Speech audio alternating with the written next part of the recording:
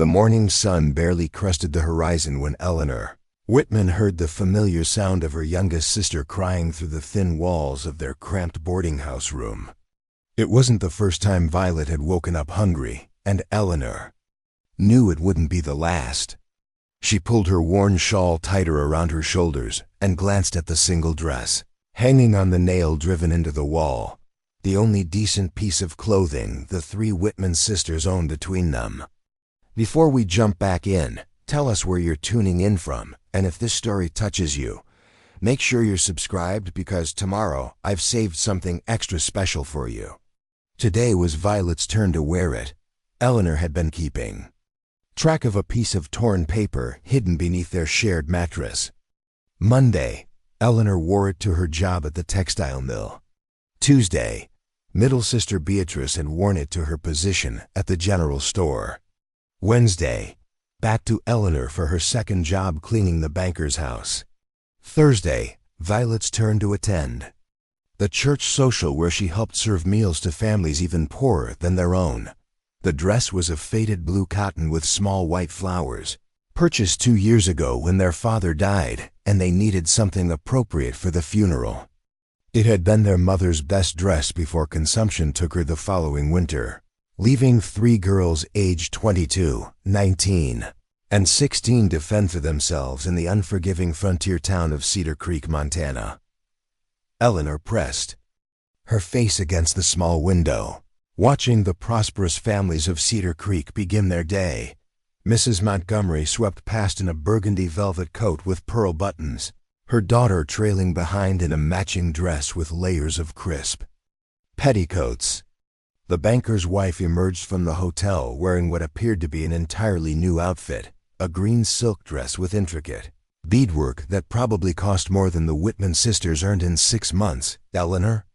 Beatrice's voice was barely a whisper from the bed they all shared. Is it Thursday? Yes, Eleanor replied softly, careful not to wake Violet just yet. Church social day. Beatrice sat up slowly, her auburn hair falling in tangled waves around her shoulders. She was the beauty of the family, with striking green eyes and delicate features that drew attention wherever she went. Unfortunately, beauty didn't pay for food or rent, and the attention she received was often from men whose intentions were less than honorable. I hate this, Beatrice whispered, glancing at the dress. I hate that we have to take turns looking respectable. I hate that Violet has to pretend everything's fine while her stomach growls during the church service. I hate that you work yourself to death at 2 jobs and we still can't afford basic necessities. Eleanor understood her sister's frustration, but she'd learned that dwelling on their circumstances only made them feel worse. Today might be different, she said, though she didn't really believe it. Mrs. Henderson mentioned that the church social is expecting some visitors from out of town. Successful ranchers looking to hire help for the busy season. Ranchers looking for cheap labor, you mean? Beatrice replied bitterly. Men who work us from dawn to dusk and pay us half what they'd pay a man for the same work. From the bed, Violet stirred and opened her eyes. At 16, she was still growing, which made their food situation even more challenging. She'd inherited their mother's gentle disposition and their father's stubborn optimism, believing that somehow things would improve if they just worked hard enough and remained kind to others. Good morning, Violet said with a smile that didn't quite reach her eyes. I can smell Mrs. Patterson making breakfast downstairs, bacon and eggs, I think. The 3 sisters exchanged glances. They could smell it too, but Mrs. Patterson's boarding house meals were for paying customers only. The Whitman sisters had been living on credit for 2 months, surviving on day-old bread from the bakery and whatever vegetables they could afford from the market. Eleanor began the morning ritual of helping Violet prepare for her day. First, they took turns washing with the single bar of soap they rationed carefully. Then Eleanor braided Violet's long blonde hair into an elegant style that made her look older and more sophisticated. Finally, they helped her into the blue dress, adjusting the faded fabric to hide the places where it had been mended and remended. You look beautiful, Beatrice said, and she meant it. Despite their circumstances, all three sisters possessed a natural elegance that no amount of poverty could diminish. They held themselves with dignity, spoke with refinement learned from their mother, and treated others with kindness regardless of how they were treated in return. Violet smoothed the skirt of the dress and checked her reflection in the small mirror propped against the window. "I wish we could all go together," she said wistfully. "I wish we could all wear nice dresses and not worry about what people think." "Someday," Eleanor promised, though privately she wondered if that day would ever come. She'd been making the same promise for 2 years, and their situation seemed to grow more desperate with each passing month. After Violet left for the church, Eleanor and Beatrice began their own preparations for the day. Eleanor would spend the morning at the textile mill and the afternoon cleaning houses. Beatrice would mind the general store while Mr. Thompson attended to his other business interests. Both jobs barely paid enough to cover their portion of the boarding house rent, leaving almost nothing for food, clothing, or the medical care Beatrice needed for the persistent cough she'd developed. "Eleanor," Beatrice said as they prepared to part ways, "what if things don't get better? What if we're still sharing one dress when we're old women?" Eleanor paused in wrapping her shawl around her shoulders. She'd been asking herself the same question, but hearing it spoken aloud made their situation feel even more hopeless. "Then we'll face it together," she said finally. "The three of us have survived everything else. We'll survive this too." But as she walked toward the textile mill through the muddy streets of Cedar Creek, Eleanor couldn't shake the feeling that survival wasn't enough anymore. They needed something more than just getting by from day to day. They needed hope, opportunity, a chance to build something better than the hand-to-mouth existence they'd been living since their parents died. The textile mill was a hot, noisy place filled with dangerous machinery and workers who spoke little English. Eleanor's job was to monitor the looms and quickly repair any threads that broke during the weaving process. It required constant attention and quick reflexes, as a single mistake could ruin yards of expensive fabric. The work paid 25 cents a day, which was more than many women could earn, but it was also exhausting and hazardous. During her lunch break, Eleanor sat outside the mill and watched the prosperous citizens of Cedar Creek go about their business. She observed how the wealthy women moved with confidence, how they spoke to shopkeepers as equals rather than supplicants, how they made choices based on preference rather than necessity. Most of all, she noticed how they seemed to assume that tomorrow would be better than today, that their futures held promise rather than just more of the same struggles. That afternoon, Eleanor cleaned the banker's house as she did every Monday. Wednesday and Friday, Mrs. Fitzgerald was not unkind, but she had little understanding of what life was like for people who couldn't afford servants. She often commented on Eleanor's appearance or energy level, as if being tired after working at the mill was a personal failing rather than a natural consequence of physical labor. "Eleanor," Mrs. Fitzgerald said as she inspected the parlor windows, "I've noticed you seem distracted lately. Is everything well with your family?" Eleanor paused in her dusting, considering how much to reveal. Mrs. Fitzgerald occasionally showed genuine concern for her employees, but she also had a tendency to offer advice that assumed everyone had the same resources and opportunities she enjoyed. "We're managing, ma'am," Eleanor replied carefully. "My sisters and I support each other. I'm sure you do, dear. But perhaps it's time to consider more permanent arrangements. My cousin in Denver is looking for a reliable housekeeper. The position includes room and board, plus $30 a month. It would be quite an improvement over your current situation." Eleanor felt her heart sink. $30 a month was more money than she'd ever imagined earning, but accepting the position would mean leaving Beatrice and Violet behind. They'd never survive on their own, and she couldn't abandon her sisters for her own benefit. "That's very generous, ma'am, but I couldn't leave my sisters." Mrs. Fitzgerald sighed with the patience of someone explaining obvious facts to a child. Eleanor, you can't sacrifice your entire future for family loyalty. Your sisters are young and attractive. They'll find husbands soon enough, and then you'll have wasted the best years of your life for nothing. The conversation continued, but Eleanor stopped listening. Mrs. Fitzgerald meant well, but she couldn't understand that the Whitman sisters' bond went deeper than convenience or obligation. They were all each other had left in the world, and Eleanor would rather struggle with her sisters than prosper without them. When Eleanor finally returned to the boarding house that evening, she found Beatrice already there, counting the day's meager earnings on their small table. 4 dimes and a nickel, barely enough to buy bread and milk for the next day. How was the church social? Eleanor asked when Violet arrived shortly after sunset. Violet's expression was carefully neutral, but Eleanor could see disappointment in her eyes. The same as always. I served food to people who barely acknowledged my existence, listened to conversations about problems I'll never have, and smiled until my face hurt. She began removing the blue dress with the careful precision of someone handling a precious artifact. Every button was fastened properly, every fold smoothed to prevent wrinkles. Tomorrow, Eleanor would wear it again, and the cycle would continue. There was something different, though, Violet added as she hung the dress on its nail. A man came to the social late, after most people had finished eating. He wasn't from Cedar Creek, I could tell by his clothes, and the way he carried himself. Mrs. Henderson was practically fluttering around him like a moth around a flame. Beatrice looked up from her counting. What kind of man? Tall, well-dressed, probably in his 30s. He had the kind of confidence that comes from never having to worry about money.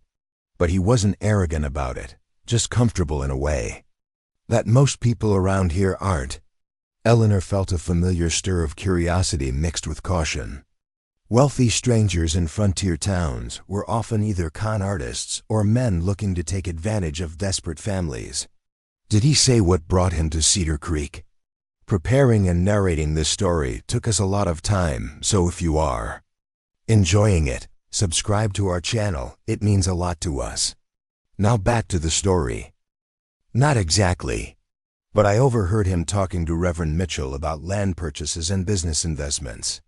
Something about expanding ranching operations into this area. Violet sat down on the bed they shared, her expression thoughtful. He asked about local families, particularly those with good reputations, but difficult circumstances. The 3 sisters exchanged glances. In a town like Cedar Creek, everyone knew everyone else's business. Their reputation was solid, hardworking, honest, well-educated despite their poverty, but their circumstances were equally well known. Did he notice you? Beatrice asked. Violet blushed slightly. He was polite when I served him coffee. Asked my name, thanked me for the meal. Nothing inappropriate, but he seemed more attentive than most visitors. Eleanor felt a protective instinct stir. Men with money and power often viewed poor young women as entertainment rather than people deserving of respect. We should be careful, she said. Wealthy men don't usually show interest in girls like us unless their intentions are questionable. Or, Violet said with some of her father's optimism, unless they're different from other wealthy men we've encountered. That night, as the 3 sisters lay in their shared bed listening to the sounds of the boarding house settling around them, Eleanor found herself thinking about possibilities she'd learned not to consider. What if Violet's stranger was genuine? What if he represented the kind of opportunity they'd been hoping for? What if tomorrow could actually be different from today? But experience had taught her to be cautious about hope. Too many times, apparent opportunities had turned out to be disappointments or outright deceptions. Better to focus on what they could control: their work, their loyalty to each other, their determination to maintain their dignity regardless of their circumstances. Still, as sleep finally came, Eleanor found herself wondering about the well-dressed stranger who had asked questions about local families. Cedar Creek was full of families facing difficult circumstances, but something told her that he hadn't been asking those questions randomly. The next morning brought unexpected news that would change everything. Mrs. Patterson knocked on their door before dawn, her expression combining excitement with bewilderment. "Girls," she said, slightly out of breath, "there's a gentleman downstairs asking to speak with the Whitman sisters. He says it's about employment opportunities, but he's dressed far too well to be offering ordinary work." Eleanor's stomach clenched, with a mixture of anticipation and anxiety. Employment opportunities could mean anything from legitimate work to propositions that would compromise their reputations. Did he give his name? William Morrison. He's staying at the hotel, which tells you something about his circumstances. Men who can afford hotel rooms don't usually seek out boarding house residents unless they have specific purposes in mind. Eleanor looked at her sisters, seeing her own uncertainty reflected in their faces. They could refuse to see him, but that might mean missing a genuine opportunity to improve their situation. They could meet with him, but that carried risks of its own. "We'll see him," Eleanor decided. "But we'll see him together, and we'll be careful." The three sisters dressed quickly in their best clothes, which meant Beatrice wore the blue dress, while Eleanor and Violet made do with their work clothes, cleaned and pressed as well as possible. They arranged their hair carefully and presented themselves as the respectable young women their mother had raised them to be. William Morrison was waiting in Mrs. Patterson's small parlor, hat in hand, looking around the modest room with interest, rather than disdain. He was indeed well dressed, wearing a dark suit with silver buttons and boots that had been professionally polished. But more importantly, he rose when they entered and waited for them to be seated before taking his own chair. Mark of respect that immediately set him apart from most of the men they encountered. "Miss Whitman," he said, addressing Eleanor as the eldest, "thank you for agreeing to see me. I realize this is unusual, but I have a proposition that might benefit all of us." Eleanor kept her expression politely neutral. "What kind of proposition?" "Mr. Morrison? I own a large ranch about 50 miles north of here, near the Canadian border. It's a successful operation, but it's also isolated and in need of civilizing influences. I'm looking for a family to help establish a more refined atmosphere, someone to manage the household, oversee the education of local children, and provide the kind of cultural refinement that makes a place feel like home rather than just a business enterprise." Beatrice leaned forward slightly. "You're looking for housekeepers?" Morrison smiled, and the expression transformed his entire face. "I'm looking for partners in building something lasting. The position would include a substantial house of your own, generous monthly wages for each of you, and the opportunity to help shape a growing community. Most importantly, it would allow you to work together rather than being separated by individual employment." Eleanor felt her heart speed up, but she forced herself to remain cautious. "That sounds almost too good to be true, Mr. Morrison. In our experience, opportunities that seem perfect usually have hidden complications." "A wise perspective, Miss Whitman. You're right to be suspicious. The complications aren't hidden, they're quite obvious. The ranch is isolated, meaning you'd be far from the social life you're accustomed to here in town. The work would be demanding, requiring skills you may not have developed yet. And the weather can be harsh, particularly during winter months." He paused, studying their faces carefully. "But the opportunities are real too. You'd have security, independence, and the chance to build something meaningful. Most importantly, you'd have each other, which seems to matter greatly to your family." Violet spoke up for the first time. "How do you know about our family situation, Mr. Morrison?" "I made inquiries yesterday after the church social. I was told that the Whitman sisters are hardworking, honest, and devoted to each other despite facing difficult circumstances. Those are exactly the qualities I'm looking for." Eleanor felt a moment of panic. What exactly had people told him about their circumstances? Did he know about the shared dress, their precarious financial situation, their dependence on charity and credit? As if reading her thoughts, Morrison continued, I was also told that you've maintained your dignity and integrity, despite challenges that would have broken many families apart. That's not something money can buy, Miss Whitman. It's exactly what my ranch needs." The three sisters exchanged glances, communicating without words in the way that only family members can. Eleanor could see hope beginning to bloom in Violet's eyes, cautious interest in Beatrice's expression, and her own desperate desire to believe this opportunity was real. "What exactly would our responsibilities include?" Eleanor asked. Morrison's answer would determine whether their lives changed forever or remained trapped in the endless cycle of shared dresses and empty stomachs. As he began to speak, Eleanor felt the weight of decision settling on her shoulders, not just for herself, but for the two sisters whose futures depended on the choice she was about to make. Morrison leaned back in his chair, his expression growing more serious as he outlined the specifics of his offer. The Morrison Ranch spans 12,000 acres of prime grazing land. We run cattle and horses, employ 43 men year-round, and serve as an unofficial hub for 5 smaller ranches in the region. What we lack is structure in the domestic sphere. Eleanor found herself studying his face as he spoke, searching for signs of deception or hidden motives. Morrison's eyes were steady and direct, his manner confident without being arrogant. Most importantly, he spoke to all three sisters rather than focusing solely on the prettiest one, which set him apart from most men of means. "Currently," Morrison continued, "we have a cook who can barely manage beans and bacon, no organized system for laundry or cleaning, and absolutely no provision for education or cultural activities. The nearest school is 30 miles away, and the nearest town with a proper church or library is even farther."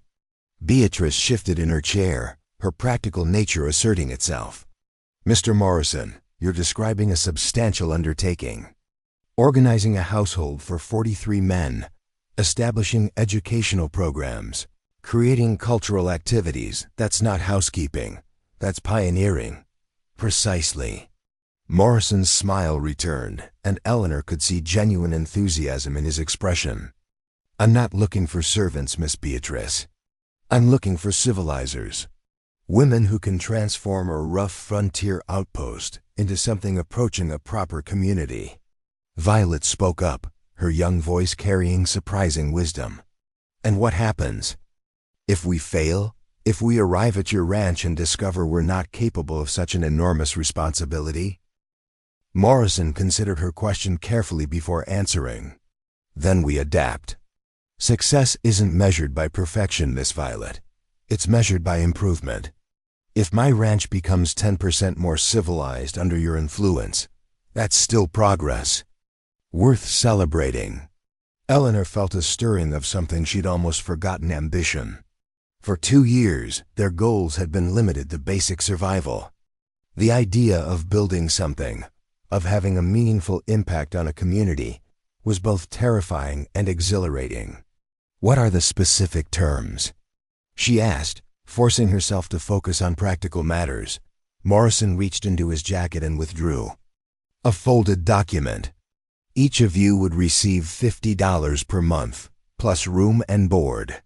Your housing would be a 4-bedroom house currently under construction, designed specifically for your comfort and privacy. You'd have access to a horse and buggy for transportation, credit at the company store, and complete authority over domestic arrangements." Eleanor's breath caught. $50 per month each meant $150 total more money than they'd seen in their entire lives. But she forced herself to remain skeptical. "That's very generous, Mr. Morrison. Perhaps too generous. What aren't you telling us?" Morrison's expression grew more serious, and Eleanor sensed they were approaching the heart of his proposition. "The isolation is real, Miss Eleanor. Once winter sets in, you might not see another woman for months at a time. The work is demanding, and you'd be responsible for solving problems no one has faced before. Most challenging of all, you'd be the only civilizing influence for miles around." He paused, studying each sister's face carefully. "There's something else." The success of this arrangement depends entirely on all three of you. I'm not hiring employees, I'm inviting partners. If one of you leaves, the entire arrangement fails. Beatrice frowned. Why is that exactly? Because what I'm really trying to create requires balance. Eleanor has the maturity and leadership skills needed to organize large-scale domestic operations. Beatrice has the practical intelligence to manage logistics and solve unexpected problems. Violet has the energy and optimism necessary to maintain morale during difficult times. Remove any one element, and the entire structure becomes unstable. Eleanor found herself impressed despite her caution. Morrison had clearly observed them carefully and understood their individual strengths. That level of attention suggested genuine interest rather than casual opportunism. How long would this arrangement continue? Violet asked. As long as it benefits everyone involved. I'm hoping to establish something permanent, but I understand that your circumstances might change. Marriage, family obligations, other opportunities. Won't hold you to any agreement that no longer serves your interests. Beatrice raised an eyebrow. You seem remarkably unconcerned about losing your investment in us. Morrison's laugh was genuine and warm. Miss Beatrice, if I help 3 remarkable women build better lives for themselves, that's not a loss. That's the best possible return on any investment. Eleanor felt her defenses beginning to weaken. Morrison's offer addressed every concern. They discussed privately security, meaningful work, the ability to stay together, and the chance to build something lasting. It seemed almost impossible that such an opportunity could be real. We'll need time to discuss this among ourselves, she said finally. Of course. I'll be in Cedar Creek for 3 more days handling other business.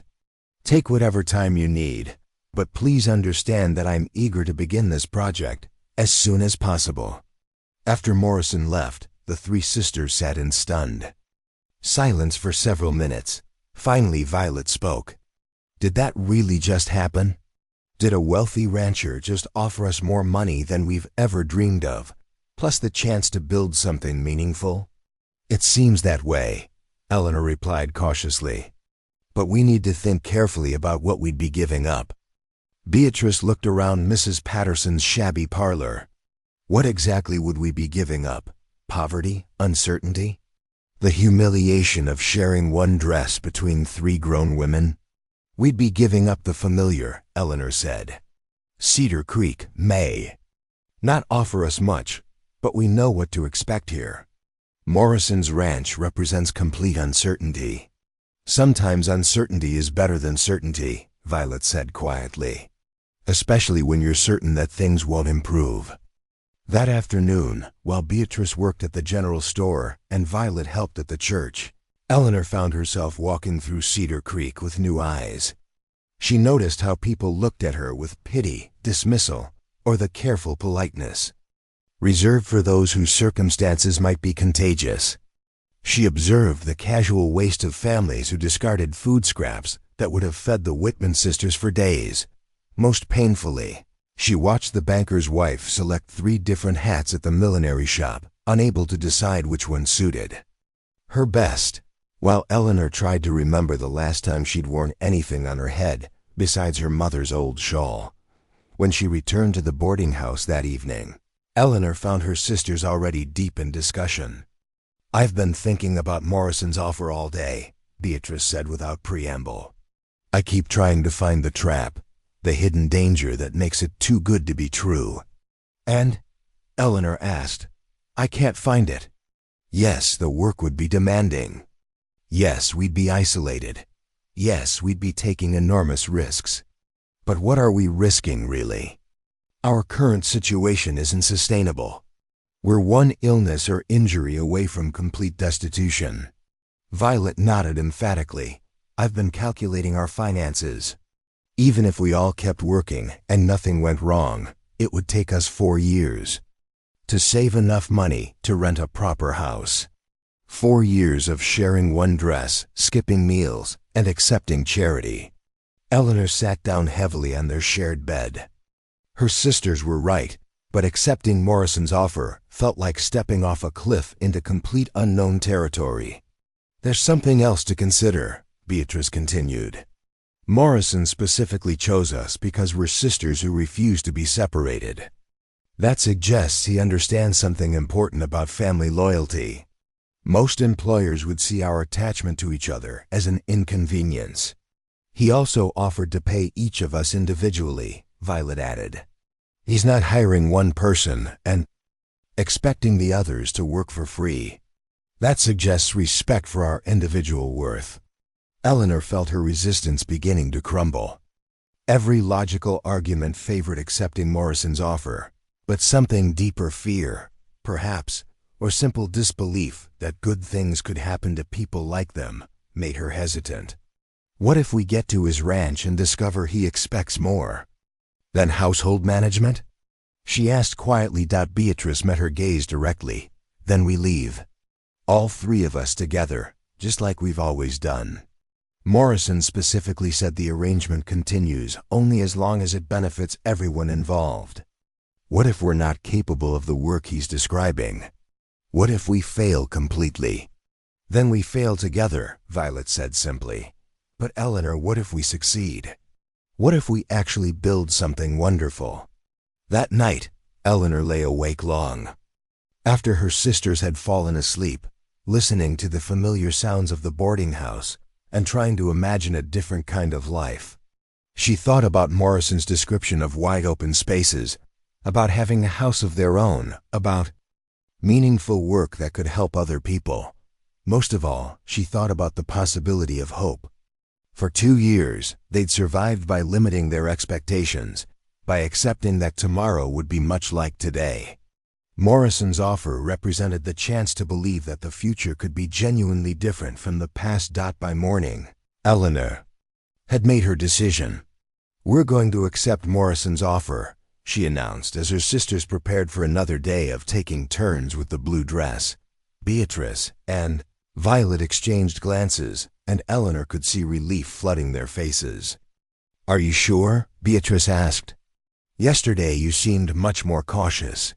"I've been thinking about what we really have to lose," Eleanor replied. "Our current life isn't much of a life. We're surviving, but we're not living. Morrison is offering us the chance to actually live." Violet threw her arms around Eleanor in an impulsive hug. "I was hoping you'd say that. I've been imagining what it would be like to have a wardrobe full of dresses, to choose what to wear based on preference rather than necessity." "We shouldn't get ahead of ourselves," Eleanor warned, though she was smiling. "Morrison's offer focuses on work and responsibility, not personal luxuries." "The personal luxuries will follow," Beatrice said with conviction. "Once we're earning real money and building something meaningful, everything else becomes possible." They found Morrison at the hotel restaurant, finishing a breakfast that probably cost more than the sisters spent on food in a week. He rose when they approached, and Eleanor could see anticipation in his expression. "Mr. Morrison," Eleanor said formally, "the Whitman sisters accept your offer." Morrison's smile was brilliant.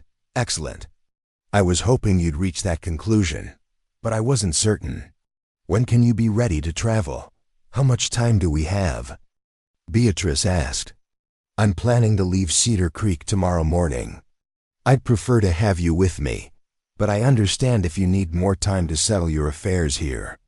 Eleanor looked around the restaurant at the other patrons enjoying their morning meals, at the waitress who probably earned more in tips than the Whitman sisters made in wages, at the casual abundance that surrounded them, but had never included them. "We'll be ready tomorrow morning," she said. Morrison nodded approvingly. "I'll arrange for a wagon to transport your belongings. Is there anything special you'll need for the journey?"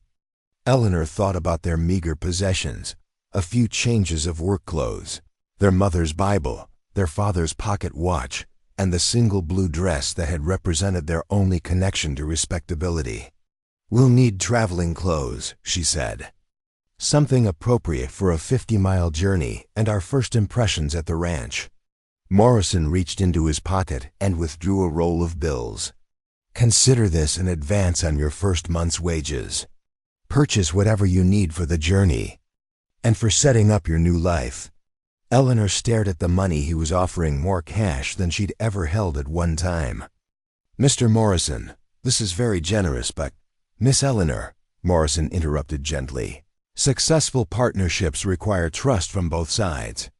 I'm trusting you with the domestic transformation of my ranch. You need to trust me to provide the resources necessary for that transformation." Eleanor accepted the money with hands that trembled slightly. "We won't disappoint you, Mr. Morrison. I'm certain you won't. Tomorrow morning, 7 o'clock, in front of the hotel. We'll begin the journey to your new life." After Morrison left, the three sisters stood outside the hotel in stunned silence, the roll of bills feeling impossibly heavy in Eleanor's hand. "How much do you think this is?"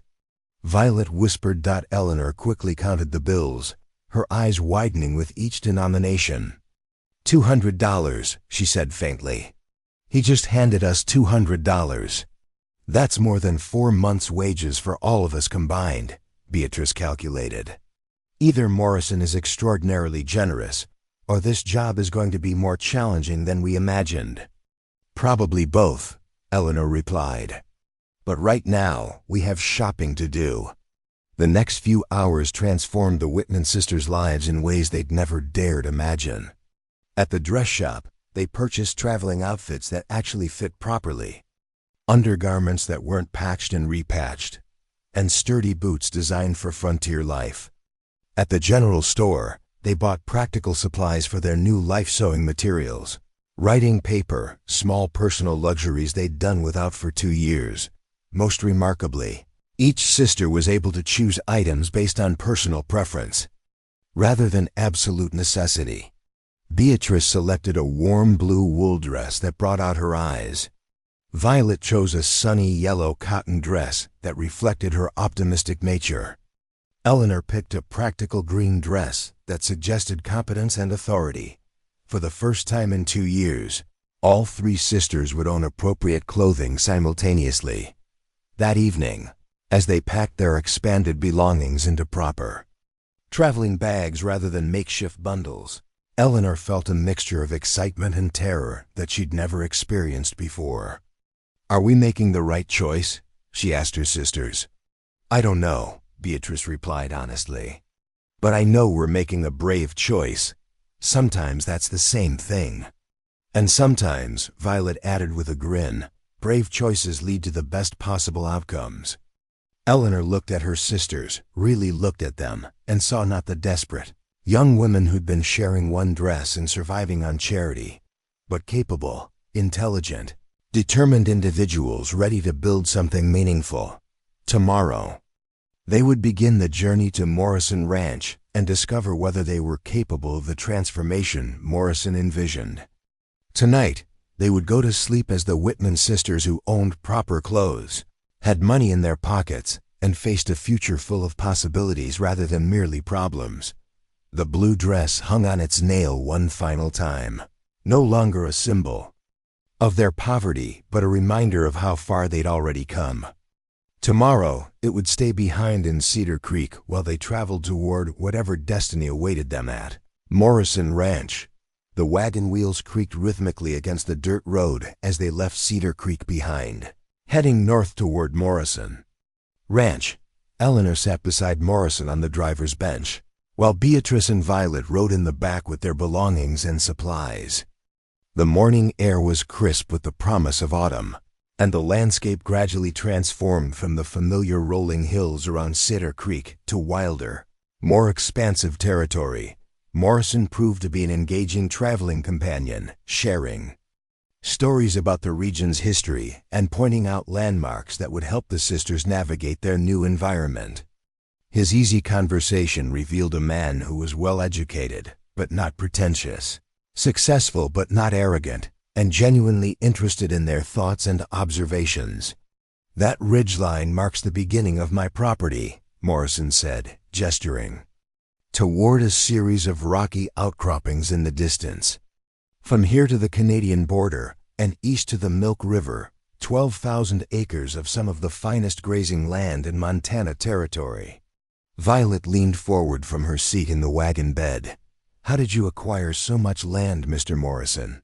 Combination of homestead claims, government purchase, and acquisition from ranchers who decided frontier life wasn't for them, Morrison replied. I've been building this operation for 8 years, slowly expanding when opportunities presented themselves. Beatrice studied the vast expanse of grassland stretching toward the horizon. It must be lonely, living in such isolation. Morrison's expression grew thoughtful. Lonely isn't quite the right word. Solitary, perhaps. But there's a difference between being alone by choice and being alone by circumstance. I chose this life because I believed I could build something meaningful here. Eleanor found herself curious about Morrison's background. His speech and manners suggested education and social position, yet he'd chosen to establish himself in one of the most remote areas of Montana Territory. Where did you originally come from, Mr. Morrison?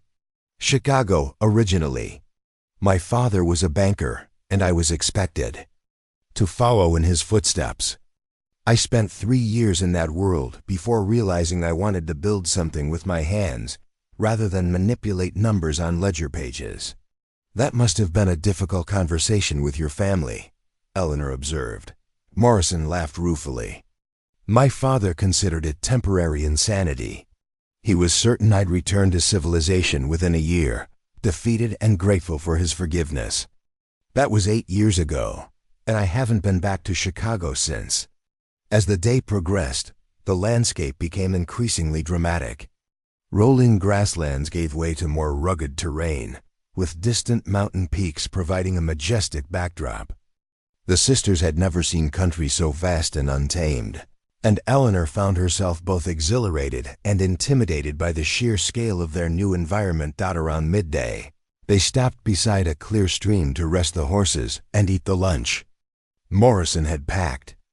The sisters spread a blanket on the grass and shared sandwiches, fruit, and coffee that actually tasted good, a luxury they'd almost forgotten existed.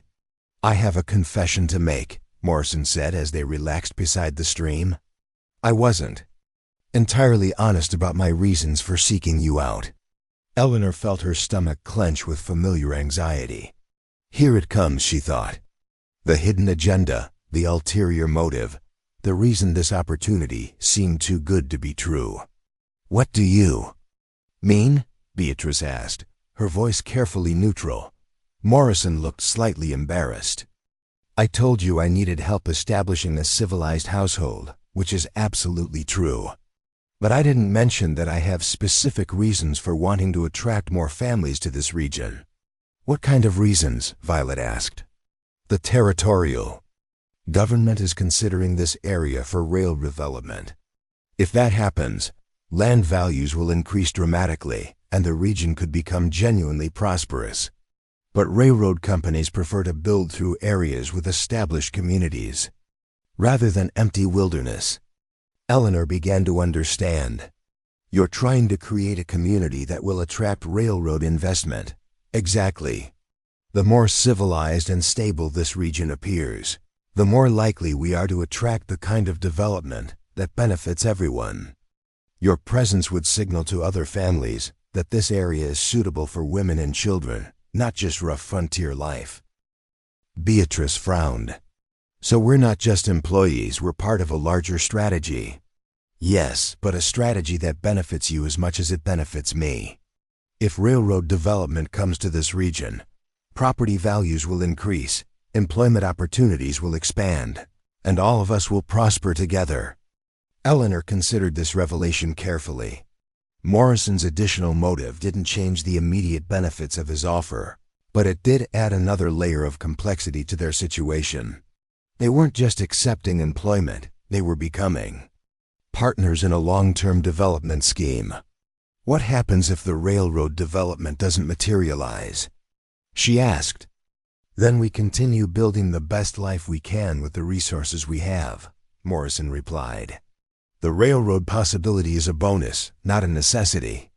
My ranch is profitable without outside development, and your positions would remain secure regardless of what happens with territorial planning. Violet looked around at the pristine landscape surrounding them. How many other families are you hoping to attract? Ideally, enough to establish a proper town within 5 years. A school, a church, a general store, maybe even a doctor's office. The kind of community where people can build meaningful lives rather than just survive. Eleanor found herself intrigued by Morrison's vision. She'd never considered the possibility of helping to create an entire community from nothing. The idea was ambitious beyond anything she'd imagined, but it was also inspiring. Assuming we're successful in our immediate responsibilities, she said carefully, how would we participate in this larger development? Morrison's smile suggested he'd been hoping for exactly that question. Leadership roles in whatever community emerges. You'd have the experience, the connections, and the financial resources to help shape how things develop. As they resumed their journey, Eleanor felt the weight of possibility settling on her shoulders. Morrison wasn't just offering them jobs, he was offering them the chance to become founding members of a new community. The risks were enormous, but so were the potential rewards.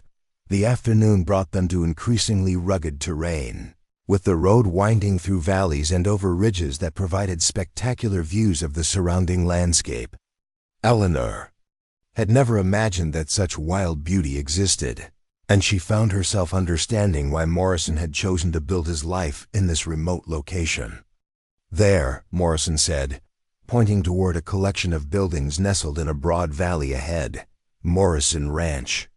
Eleanor's breath caught as she took in their destination.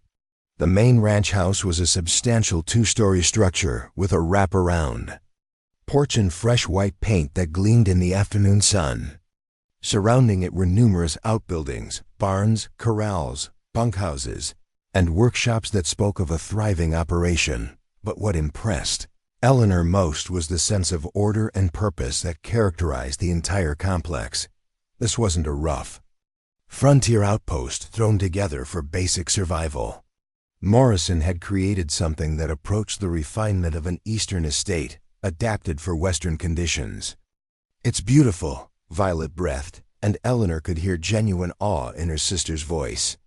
Wait until you see your house, Morrison said with obvious pride. He directed the wagon toward a smaller building located about 100 yards from the main house. Eleanor's eyes widened as she realized this was where they would be living.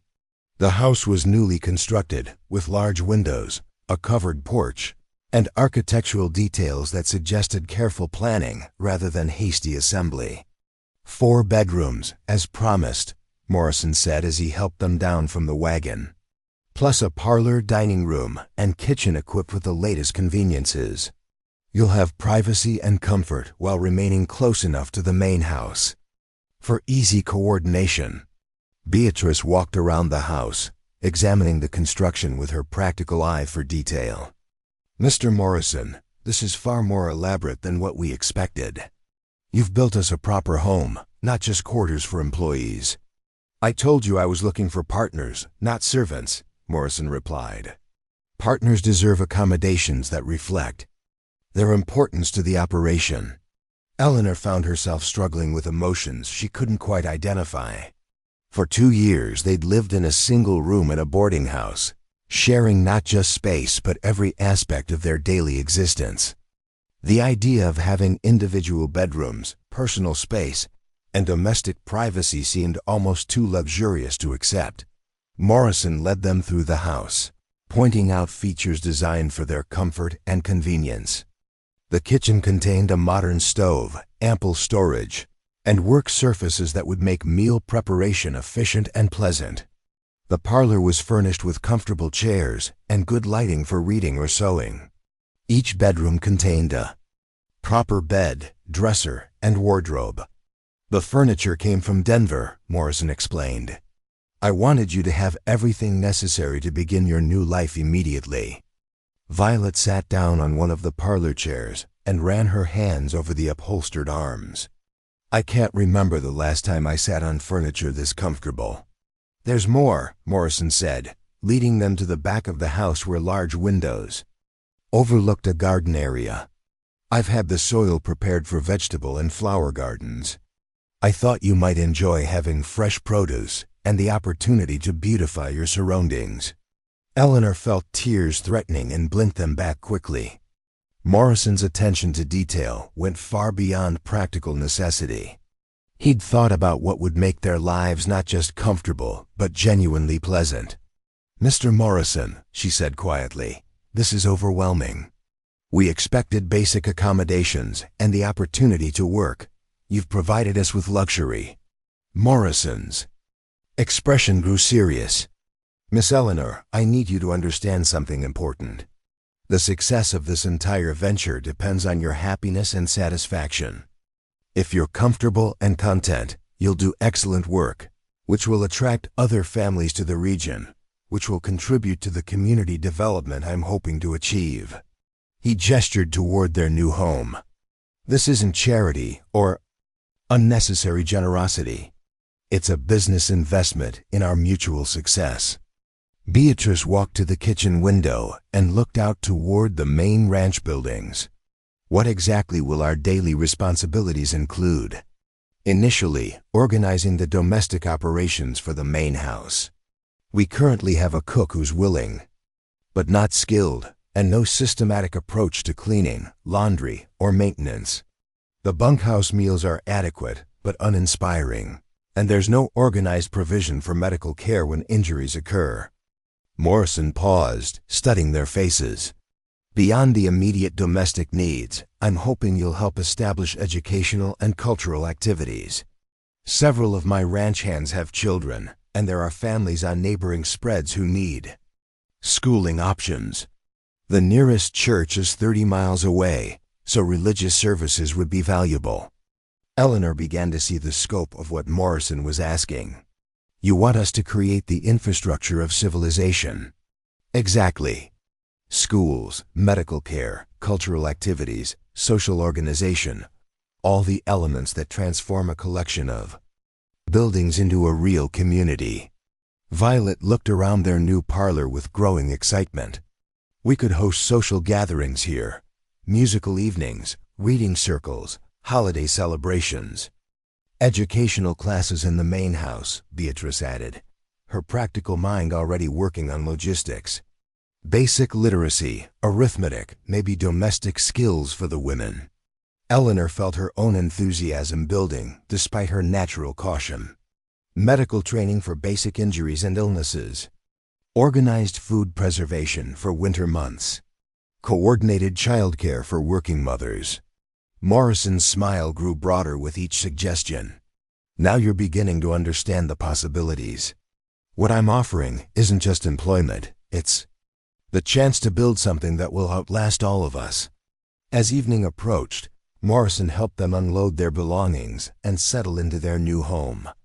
He left them with supplies for their first meal and promised to introduce them to the ranch operations the following morning.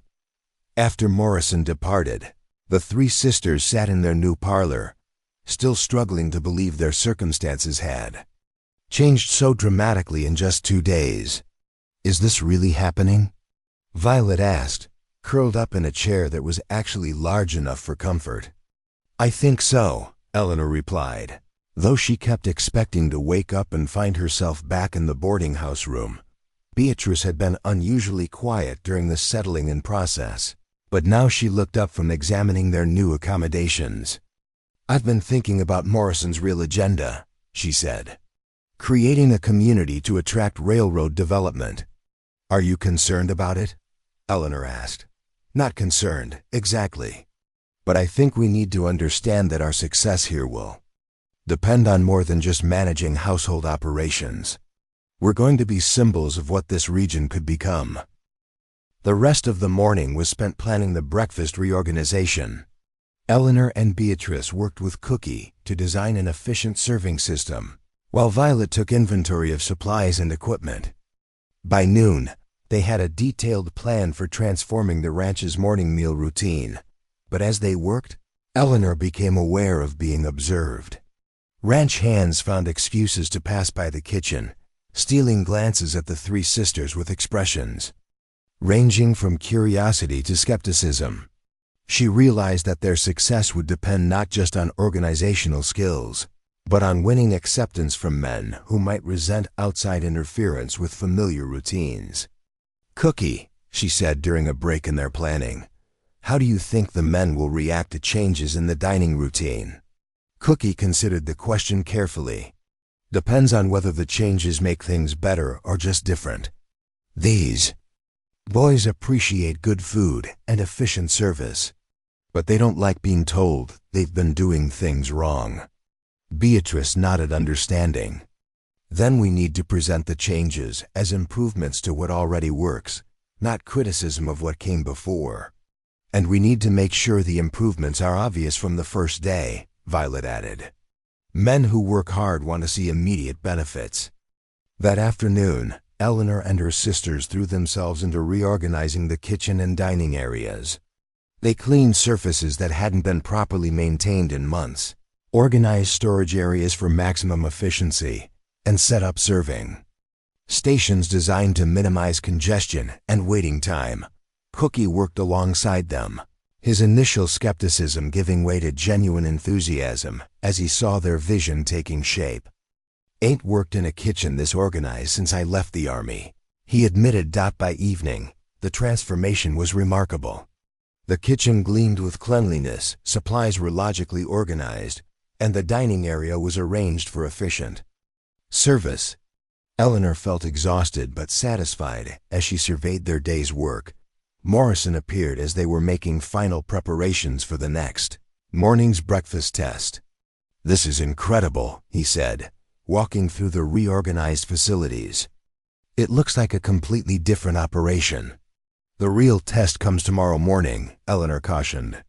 "We need to see how the system works under actual conditions." "And how the men react to the changes," Beatrice added. "Efficiency doesn't matter if it creates resentment." Morrison's confidence was obvious. "The men want good food served efficiently. If you can provide that, you'll have their complete support." That evening, the three sisters returned to their own house feeling both accomplished and nervous. They'd made dramatic improvements to the ranch's domestic operations, but tomorrow would reveal whether their theoretical solutions worked in practice.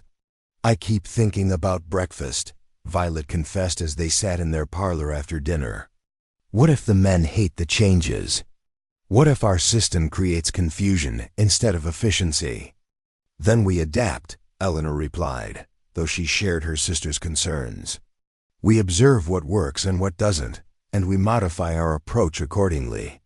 Beatrice was examining a notebook where she'd recorded details about the ranch's supply needs and meal planning. "I've been thinking about Morrison's larger goals," she said. "If we're successful here, if we really can transform this ranch into a model operation, it could attract exactly the kind of families he's hoping to settle in the region." Eleanor nodded. "But success means more than just efficient meal service. We need to create an atmosphere that feels civilized and welcoming." "Educational opportunities for the children," Violet added.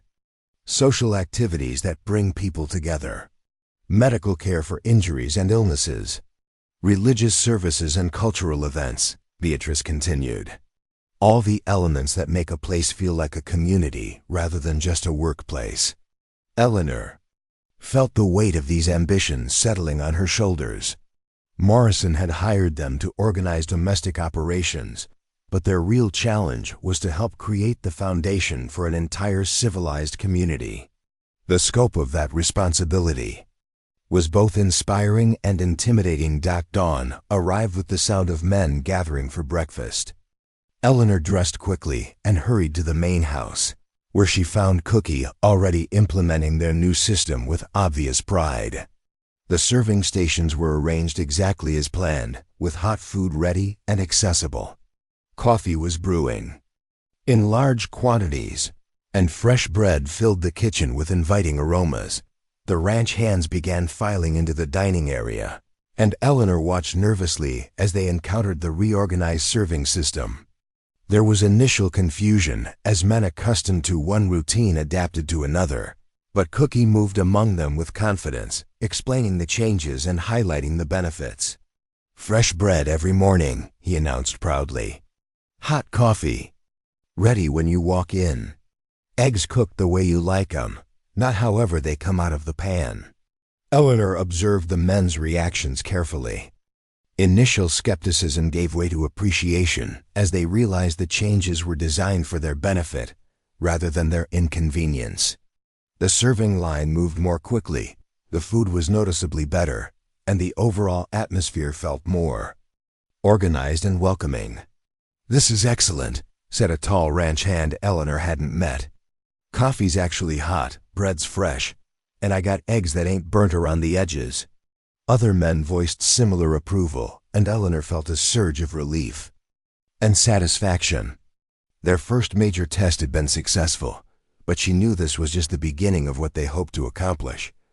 Morrison appeared as the breakfast service was winding down, his satisfaction obvious as he observed the efficient operation and listened to positive comments from his men. "Outstanding work," he said quietly to Eleanor. "This is exactly the kind of improvement I was hoping for." "It's a good start," Eleanor replied cautiously. "But we need to sustain this level of efficiency and continue improving other aspects of ranch operations." Morrison nodded approvingly. "What's your next priority?" Eleanor looked at her sisters, who had been helping with the breakfast service and observing the men's reactions. "Laundry and cleaning systems," Beatrice said promptly. "The bunkhouses need attention, and there's no organized approach to washing clothes and bedding." "Medical care," Violet added. "I noticed several men with injuries that should be properly treated. We need supplies and knowledge to handle basic medical needs." "Educational opportunities," Eleanor concluded. Cookie mentioned that some of the men have children living on neighboring spreads. "We should start planning school programs." Morrison's smile grew broader with each suggestion. "You're already thinking beyond immediate domestic improvements, toward the larger community development goals." "Because we understand that everything connects," Eleanor explained. "Efficient meal service improves morale, which increases productivity, which attracts more workers, which creates demand for family services, which draws more settlers to the region." "Exactly the kind of strategic thinking I was hoping for," Morrison replied. "Take whatever time you need to assess the full scope of what needs improvement. I'll support whatever plans you develop." As the breakfast crowd dispersed and normal ranch work resumed, Eleanor and her sisters began the detailed assessment that would guide their next phase of improvements. They toured the bunkhouses, examined laundry facilities, inventoried medical supplies, and spoke with ranch hands about their families and needs. What they discovered was both encouraging and daunting. The men were hardworking, honest, and genuinely interested in improving their living conditions. Many had wives and children on nearby homesteads who would benefit from educational and medical services.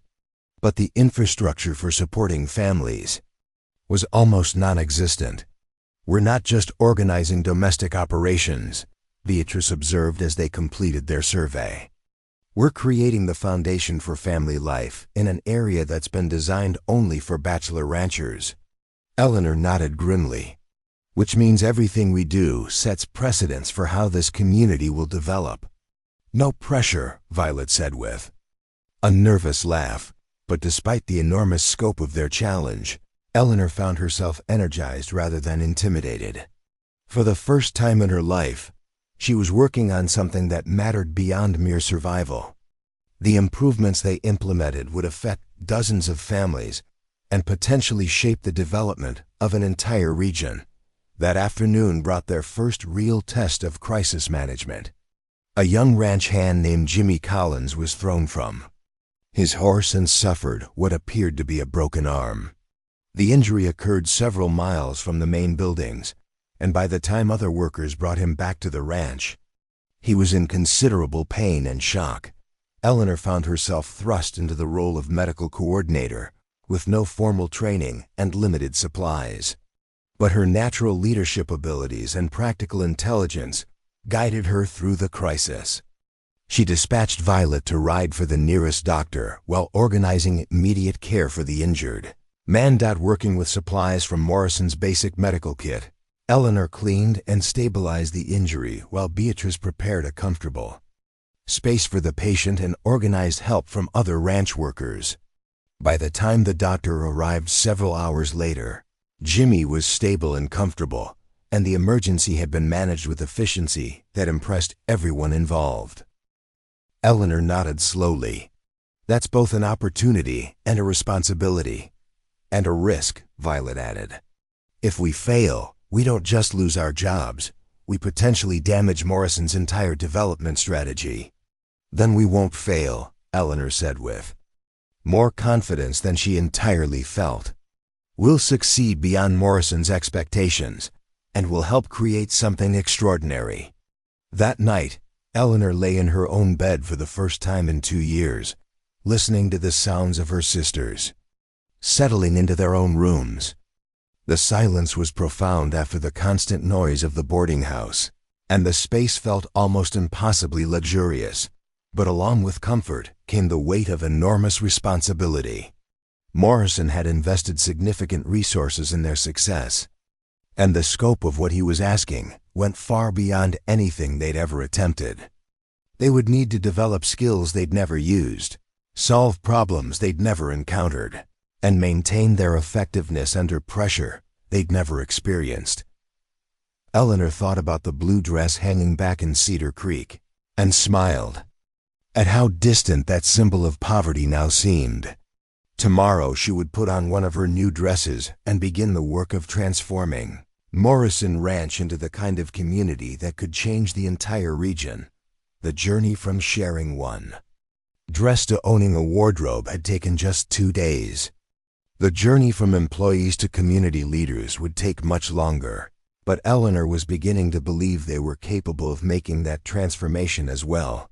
Outside her window, the vast Montana landscape stretched toward the horizon under a canopy of stars more brilliant than any she'd seen in town.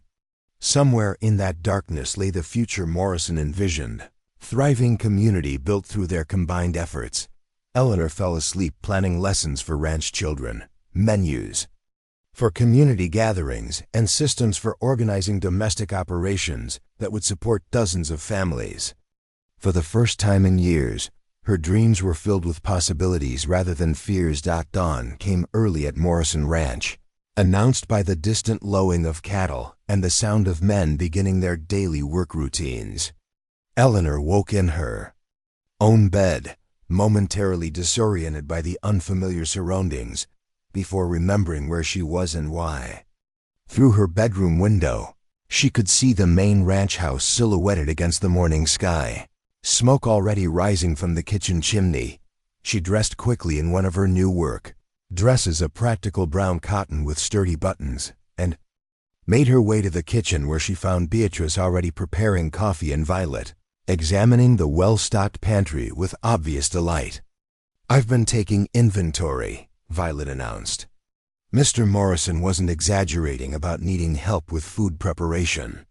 "There's enough raw ingredients here to feed an army, but no organization whatsoever." Beatrice held up a tin of what appeared to be coffee beans. "These have been stored next to soap powder. Everything tastes like lye." Eleanor surveyed the kitchen situation with a growing understanding of the challenge they faced. Morrison had provided excellent facilities and abundant supplies, but no systematic approach to using them effectively. The transformation from chaos to efficiency would require more than good intentions. "Where do we start?" she asked. "With the cook," Beatrice replied practically. "We need to understand what's been happening and why before we can implement improvements." They made their way to the main house, where they found Morrison finishing his breakfast in a dining room that showed clear signs of bachelor neglect. The furniture was good quality but covered with dust, The windows needed cleaning, and papers were scattered across every available surface. "Good morning, ladies," Morrison said, rising as they entered. "I trust you slept well." "Very well, thank you," Eleanor replied. "We're ready to begin work, but we'll need to understand the current systems before implementing changes." Morrison's expression grew slightly embarrassed. "I'm afraid systems is rather too generous a term for what we currently have. Would you like to meet Cookie and see the kitchen operations?" They followed Morrison to the ranch house kitchen, where they encountered a short, grizzled man in his 60s stirring something that smelled like burnt porridge. He looked up as they entered, his weathered face showing curiosity mixed with suspicion. "Cookie, these are the Whitman sisters I mentioned. They'll be helping organize domestic operations."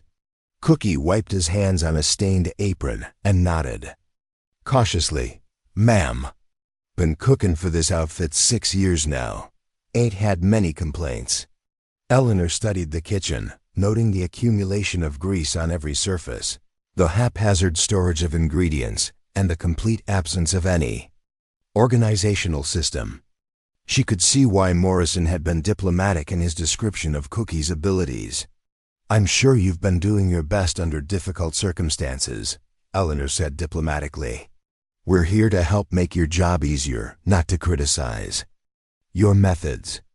Cookie's suspicious expression softened slightly. "Ain't easy feeding 43 men 3 times a day with no help and no proper setup."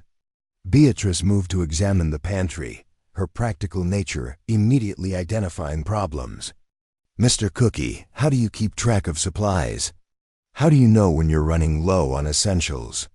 Cookie scratched his grizzled chin. "When something runs out, I tell the boss and he orders more. Sometimes we go without a spell when the supply wagon's late." Eleanor exchanged glances with her sisters. The lack of planning and organization explained many of the ranch's domestic difficulties. But criticizing the current system wouldn't help them build the cooperation they needed. "What if we work together to create a system that prevents shortages?" Violet suggested. "Something that helps you plan meals and track supplies more efficiently?" Cookie looked intrigued despite his initial suspicion. "You ladies know about cooking for large groups?" "We know about organization and planning," Beatrice replied. "Skills that work whether you're feeding 3 people or 43. Morrison watched this exchange with obvious relief. "Cookie, I'm hoping the ladies can help you expand the menu beyond beans and bacon. Maybe add some variety that would improve morale." "Beans and bacon's good food," Cookie protested. "Fills a man up and keeps him working."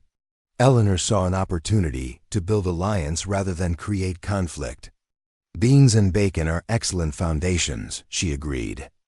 "But imagine how much better they'd taste with fresh bread, properly seasoned vegetables, and maybe some variety in preparation." Cookie's expression grew thoughtful. "Been wanting to try some things, but ain't had time to experiment with all the daily cooking. What if we organize the daily routine so you'd have time for experimentation?" Violet asked. "What if we set up systems that made basic cooking more efficient?" Over the next hour, Eleanor and her sisters conducted a thorough assessment of the ranch's domestic operations. The problems were extensive, but not insurmountable. The kitchen lacked organization, the dining facilities needed attention, and there was no systematic approach to cleaning, laundry, or basic maintenance. But underneath the chaos, Eleanor could see the foundation for something much better. The facilities were excellent, the supplies were abundant, and Cookie showed genuine enthusiasm once he realized they were offering help rather than criticism. "Where do you want to start?" Morrison asked as they completed their initial survey. Eleanor looked at her sisters, seeing her own determination reflected in their faces. "With immediate improvements that will demonstrate results quickly." "Cookie, what meal gives you the most difficulty?" "Breakfast," Cookie replied without hesitation. 43 men expecting hot food at the same time, all with different schedules and preferences. Beatrice nodded thoughtfully. "What if we created a system where some food was prepared the night before? Bread baked early, eggs cooked in large batches, coffee ready when the first man walks in. And what if we organized the serving area so men could serve themselves efficiently? Violet added. Reducing the time Cookie spends ladling individual portions, Cookie's eyes brightened with understanding. Like a hotel dining room, where folks can take what they want. Exactly, Eleanor confirmed. But organized so the most popular items are easily accessible, and the kitchen work is minimized. Morrison listened to this planning session with growing excitement. How quickly could you implement these changes? We could start tomorrow morning, Eleanor replied. But we'll need Cookie's cooperation and the men's willingness to adapt to new routines. You'll have both, Morrison promised. The men are tired of monotonous meals, and Cookie's been asking for help for months. You ladies handled that situation like trained medical professionals, the doctor commented as he completed his examination of the patient. Jimmy's going to be fine, largely because of the excellent initial care he received, Morrison observed. This crisis management with obvious satisfaction. This is exactly why I needed experienced women running domestic operations. Emergency situations require judgment and organizational skills that can't be improvised. Eleanor felt proud of their performance, but she also realized how much they still needed to learn. Dr. Henderson, would it be possible for you to provide some basic medical training? We're likely to face similar situations in the future. Dr. Henderson, a weathered man in his 50s who served scattered ranches across a 100-mile radius, looked intrigued by the suggestion. I've been hoping someone would ask that question. Basic medical training for ranch personnel could save lives and reduce the severity of injuries. We could organize regular training sessions, Beatrice suggested. Not just for us, but for other ranch workers and neighboring families. Medical education as part of the community development, Violet added enthusiastically. Training that serves immediate needs while building long-term capabilities. Morrison's expression showed growing excitement. Exactly the kind of program that would attract families to the region. Parents want to know their children will have access to medical care. Dr. Henderson nodded approvingly. I could provide training twice a month when I'm in this area anyway. Basic emergency care, disease prevention, treatment of common injuries and illnesses. Eleanor felt another piece of their community development puzzle falling into place. We could use our house for training sessions. The parlor is large enough for small groups, and the kitchen would work for practical demonstrations. As evening approached and Jimmy Collins rested comfortably under Dr. Henderson's continued care, Eleanor reflected on how much their situation had changed in just 2 days at Morrison Ranch. They'd successfully reorganized meal service, managed a medical emergency, and begun planning educational programs that would serve the entire region. But more importantly, they'd begun to understand the full scope of what Morrison was asking them to accomplish. They weren't just employees, hired to perform specific tasks. They were pioneers helping to establish the foundation for civilized community life in frontier territory. The blue dress hanging back in Cedar Creek seemed like a relic from another lifetime. The desperate young women who had shared one dress between 3 people had been replaced by confident community leaders, planning educational programs and medical services for dozens of families. Eleanor looked at her sisters that evening as they sat in their comfortable parlor, planning the next day's improvements to ranch operations. Beatrice was organizing a comprehensive inventory of medical supplies needed for Dr. Henderson's training program. Violet was designing lesson plans for teaching basic literacy to ranch workers' children. Both showed the kind of focused determination that had carried them through 2 years of poverty but was now directed toward building something lasting and meaningful. Tomorrow would bring new challenges and opportunities. There were bunkhouses to organize, laundry systems to establish, and educational programs to implement. But tonight, Eleanor felt the deep satisfaction of meaningful work begun well and the confidence that came from discovering capabilities she'd never known she possessed. The transformation from desperate poverty to community leadership was far from complete, but the foundation had been established.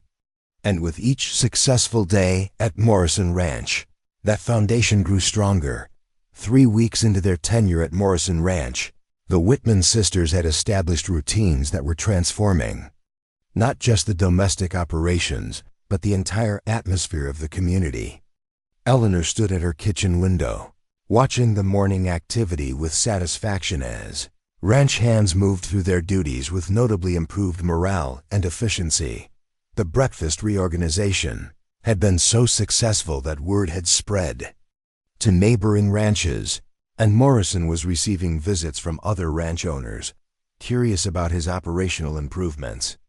More importantly, several families had already inquired about settling in the region, drawn by reports of civilized amenities and organized community services, but success had brought unexpected complications.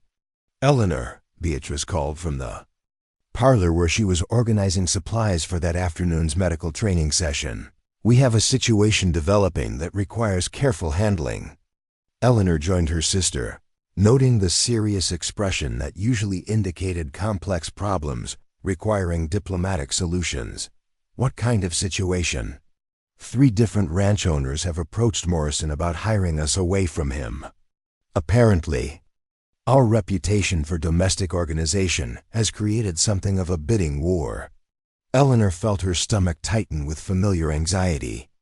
Just when they'd found security and meaningful work, external pressures threatened to disrupt everything they'd built.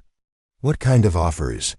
"Substantially higher wages, according to Morrison, plus promises of individual houses, complete autonomy over domestic operations, and partnerships in ranch ownership after successful probationary periods."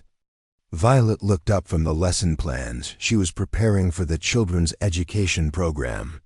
"Are we actually considering these offers?" Eleanor studied her sisters' faces, trying to gauge their thoughts. The financial security represented by higher wages was tempting, but leaving Morrison Ranch would mean abandoning the community they'd begun building and the relationships they'd established. "There's more," Beatrice continued.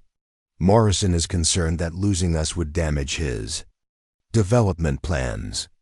He's prepared to match any competing offer and provide additional incentives for us to stay."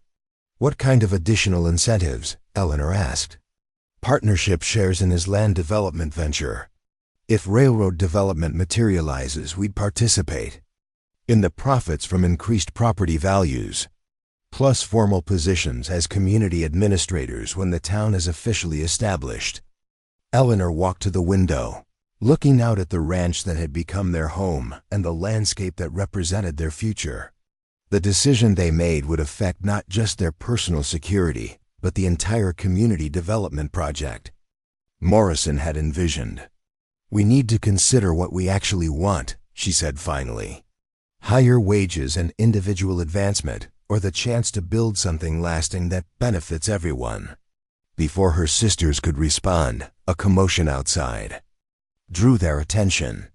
A large wagon was approaching the ranch, loaded with furniture and household goods. Behind it rode a family husband, wife, and 3 children, clearly traveling with all their possessions. Morrison emerged from the main house and walked toward the approaching wagon with obvious excitement. The first family had arrived, drawn by reports of the civilized community being established at Morrison Ranch. Eleanor felt her decision crystallizing as she watched Morrison greet the new arrivals. This was what they'd been working toward, attracting families who would contribute to building a real community rather than just an isolated ranch operation. "I don't want to start over somewhere else," she said quietly. "I want to finish what we've begun here." Beatrice and Violet joined her at the window, watching as ranch hands helped the new family unload their wagon while Morrison discussed housing arrangements and community services.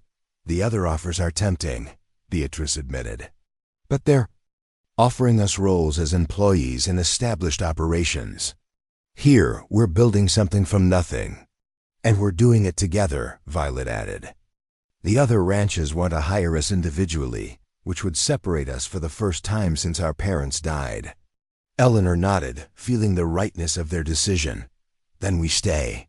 But we negotiate with Morrison for terms that reflect our increased value and the additional responsibilities we're taking on. That afternoon brought the arrival of Dr. Henderson for the medical training session they'd organized. The Whitman sisters had transformed their parlor into a makeshift classroom, with supplies arranged for practical demonstrations and seating for 12 participants. The attendees included not just Morrison Ranch personnel but representatives from 3 neighboring ranches and the newly arrived family. Eleanor was gratified to see both men and women in attendance, indicating genuine community interest in acquiring medical skills. Today we'll focus on emergency wound care, Dr. Henderson announced, displaying a collection of bandages, antiseptics, and basic surgical tools. Most serious injuries in ranch country involve cuts, burns, or broken bones. Proper immediate care can mean the difference between full recovery and permanent disability. Eleanor found herself serving as Dr. Henderson's assistant, helping demonstrate techniques while the other participants practiced on volunteer patients. Her natural leadership abilities and growing medical knowledge made her an effective teacher, and she realized she was developing skills that could serve the community for years to come. During the training session, she became aware of being observed by Thomas Brennan, the husband from the newly arrived family. Brennan was a solidly built man in his 30s with intelligent eyes and calloused hands that suggested both education and practical experience. "Mrs. Whitman," Brennan said during a break in the training, "my wife and I are impressed by what you've accomplished here. We've been looking for exactly this kind of organized community for our children." Eleanor felt pleased by the recognition, but also curious about the family's background. "What brought you to this region, Mr. Brennan?" "Railroad surveying work, initially. I've been mapping potential routes through Montana Territory for the past 2 years. But Martha and I decided we wanted to establish permanent routes rather than continuing to move from one temporary assignment to another." Eleanor's interest sharpened. Brennan's railroad connection could provide valuable insight into Morrison's development plans. "Have you surveyed this particular area?" Brennan's expression grew thoughtful. "Extensively. This valley represents one of the most promising routes for connecting the northern territories with existing eastern lines. The geography is favorable. Water sources are adequate, and the distance between established settlements is manageable." "How likely is actual railroad development?" Eleanor asked carefully. "Very likely, assuming sufficient community development to justify the investment. Railroad companies prefer to build through areas with established populations rather than empty wilderness." Eleanor felt excitement building as she realized the implications. Morrison's development strategy was based on solid intelligence rather than mere speculation. If the Whitman sisters could help attract enough families to the region, railroad development would follow almost inevitably. After the medical training session concluded, Eleanor found Morrison speaking privately with Thomas Brennan near the main house. She approached them, curious about their conversation. "Eleanor," Morrison said, "Thomas has been sharing some interesting information about railroad development timelines." Brennan nodded respectfully to Eleanor. "I was telling Mr. Morrison that formal surveying is scheduled to begin next spring, with construction potentially starting within 2 years if community development proceeds on schedule." "What level of community development would be required?" Eleanor asked. "At least 50 families permanently settled, plus basic infrastructure: school, church, general store, medical facilities. Essentially, evidence of a stable, growing community rather than temporary ranch operations." Eleanor felt the weight of responsibility settling on her shoulders once again. The work she and her sisters were doing wasn't just improving life at Morrison Ranch, it was potentially determining whether this entire region would participate in the westward expansion of civilization. 50 families, she repeated thoughtfully. We currently have one new family, plus the ranch workers and their dependents on neighboring spreads. Reaching 50 families would require substantial additional attractions. Morrison's expression showed his understanding of the challenge, which is why your success here is so important. Every improvement you make, every service you establish, becomes a reason for other families to settle in the region. That evening, the Whitman sisters hosted their first formal social gathering in their new home. They'd invited the Brennan family, Dr. Henderson, Cookie, and several of the senior ranch hands for dinner and an evening of conversation and entertainment. Eleanor had planned the evening carefully, wanting to demonstrate the kind of civilized social life that could flourish in frontier territory. Beatrice had prepared an elaborate meal showcasing their improved cooking capabilities, while Violet had organized musical entertainment, featuring songs and stories that highlighted both traditional and frontier themes. The gathering was a notable success. Martha Brennan, a well-educated woman in her late 20s, proved to be an excellent conversationalist with strong opinions about education and community development. Her children aged 8, 10, and 12 were well-behaved and eager to learn about their new environment. Dr. Henderson shared stories about medical practice in frontier conditions, while Cookie demonstrated his newfound enthusiasm for experimental cooking.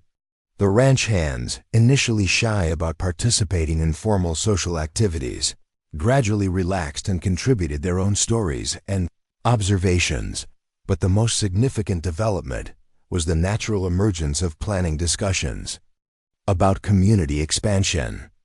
Without formal organization, the evening's conversation turned toward practical questions about attracting additional families and establishing necessary infrastructure. We need a school building, Martha Brennan observed. Parents won't relocate their families to areas without educational opportunities for their children. And a proper church, added Jake Morrison, one of the senior ranch hands. My wife's been asking about religious services ever since we heard about the community development plans. Violet leaned forward enthusiastically. We could start with informal classes in our parlor, but you're right about needing a dedicated building. How would we organize construction? Community effort, Morrison replied. Everyone contributes labor, materials, or funding according to their capabilities. The railroad surveyors would see evidence of organized cooperation, which strengthens the case for development investment. Eleanor found herself sketching preliminary plans on paper as the conversation progressed. A school building that could also serve as a community meeting space and church facility. Housing sites laid out to encourage neighborhood development. Commercial space designated for eventual general store and medical office. This is exactly what we need, Thomas Brennan said, examining Eleanor's sketches. Evidence of systematic planning rather than random settlement. Railroad companies want to see communities that will grow in organized, sustainable ways. Dr. Henderson studied the medical facility plans with obvious interest. I could establish a permanent office here if the community grows large enough to support full-time medical practice. Currently, I travel a circuit that covers 200 miles and takes 3 weeks to complete. Eleanor felt the vision solidifying as the evening progressed. They weren't just attracting individual families, they were creating the foundation for sustainable community growth that would benefit everyone involved. But the conversation also revealed challenges they hadn't fully considered. Attracting 50 families would require housing, employment opportunities, and services they weren't yet equipped to provide. The timeline for railroad development was aggressive, requiring community establishment within 18 months to influence surveying decisions. We need a systematic approach to family recruitment, Eleanor concluded. Not just waiting for people to hear about us accidentally, but actively seeking families who would contribute to community development. Morrison nodded approvingly. I've been thinking along similar lines. What if we created formal informational materials about the community we're building? Something that could be distributed in established settlements to attract the right kind of families? Martha Brennan looked thoughtful. My sister lives in Denver and maintains correspondence with families throughout the territory. Many are looking for opportunities to establish themselves in growing communities rather than overcrowded urban areas. And I encounter families during my medical circuit, Dr. Henderson added. People who are interested in frontier opportunities but concerned about isolation and lack of services. Eleanor felt excitement building as she realized they had the beginning of a recruitment network. We could create a systematic approach to community development rather than relying on chance encounters. The evening concluded with concrete plans for immediate action. Morrison would draft promotional materials describing the community development project. Martha Brennan would write to her sister and other contacts about opportunities for family settlement. Dr. Henderson would discuss the community with families he encountered during his medical rounds. Most importantly, the Whitman sisters would expand their organizational efforts to include systematic planning for community growth, rather than just ranch operations. As their guests departed, Eleanor reflected on how dramatically their responsibilities had expanded since arriving at Morrison Ranch. They'd begun as domestic employees hired to organize household operations. They'd evolved into community leaders planning the establishment of an entire town. Are we taking on too much? Violet asked as they cleaned up after the evening's gathering. Eleanor considered the question carefully. The scope of their current undertaking was enormous, with risks and responsibilities they'd never imagined facing. But the alternative, accepting individual employment, offers that would separate them and abandon the community they'd begun building, felt like a betrayal of everything they'd worked toward. We're taking on exactly what we're capable of handling, she replied with more confidence than she entirely felt. And we're doing it together, which gives us strength none of us would have individually. Beatrice finished arranging the parlor furniture and joined her sisters at the window, looking out at the ranch that had become their home and their life's work. I keep thinking about the blue dress, she said quietly. Eleanor knew exactly what her sister meant. The shared dress had represented their poverty and desperation, but it had also represented their determination to maintain dignity and support each other regardless of circumstances. Now they faced challenges that were more complex, but fundamentally similar situations requiring cooperation, determination, and the ability to make sacrifices for long-term benefits. The dress taught us that we could survive anything as long as we stayed together, Eleanor replied.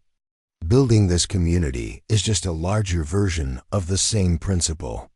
Over the following days, the Whitman sisters threw themselves into community development planning with the same energy they'd applied to domestic organization. Eleanor coordinated with Morrison on promotional materials and site planning. Beatrice organized systematic approaches to housing construction and family services. Violet developed educational programs that would attract families with school-age children. The response was more immediate than anyone had expected. Within a week of distributing initial promotional materials, Morrison received inquiries from 6 families interested in settlement opportunities. 2 families committed to relocating within the month, and 3 others planned visits to assess the community's potential. But success brought new pressures and responsibilities. Each arriving family would need housing, employment, and integration into the community structure.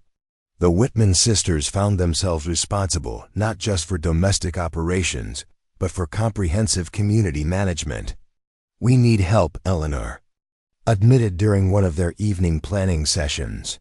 We can't personally manage every aspect of community development.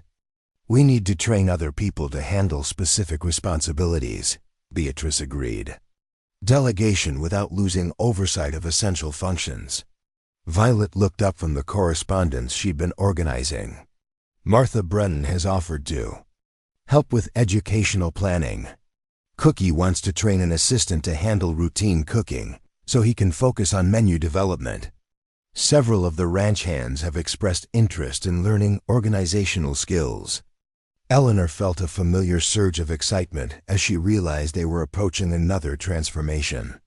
They'd evolved from employees to community leaders, and now they needed to become administrators who could coordinate the efforts of multiple people working toward shared goals.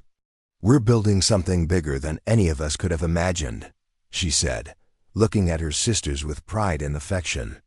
"Something that will outlast us and benefit people we'll never meet." The blue dress seemed like ancient history now, a relic from a time when their highest aspiration was simply surviving from one day to the next. They discovered that security wasn't just about having enough money or adequate shelter, it was about building something meaningful that could support not just themselves, but entire communities.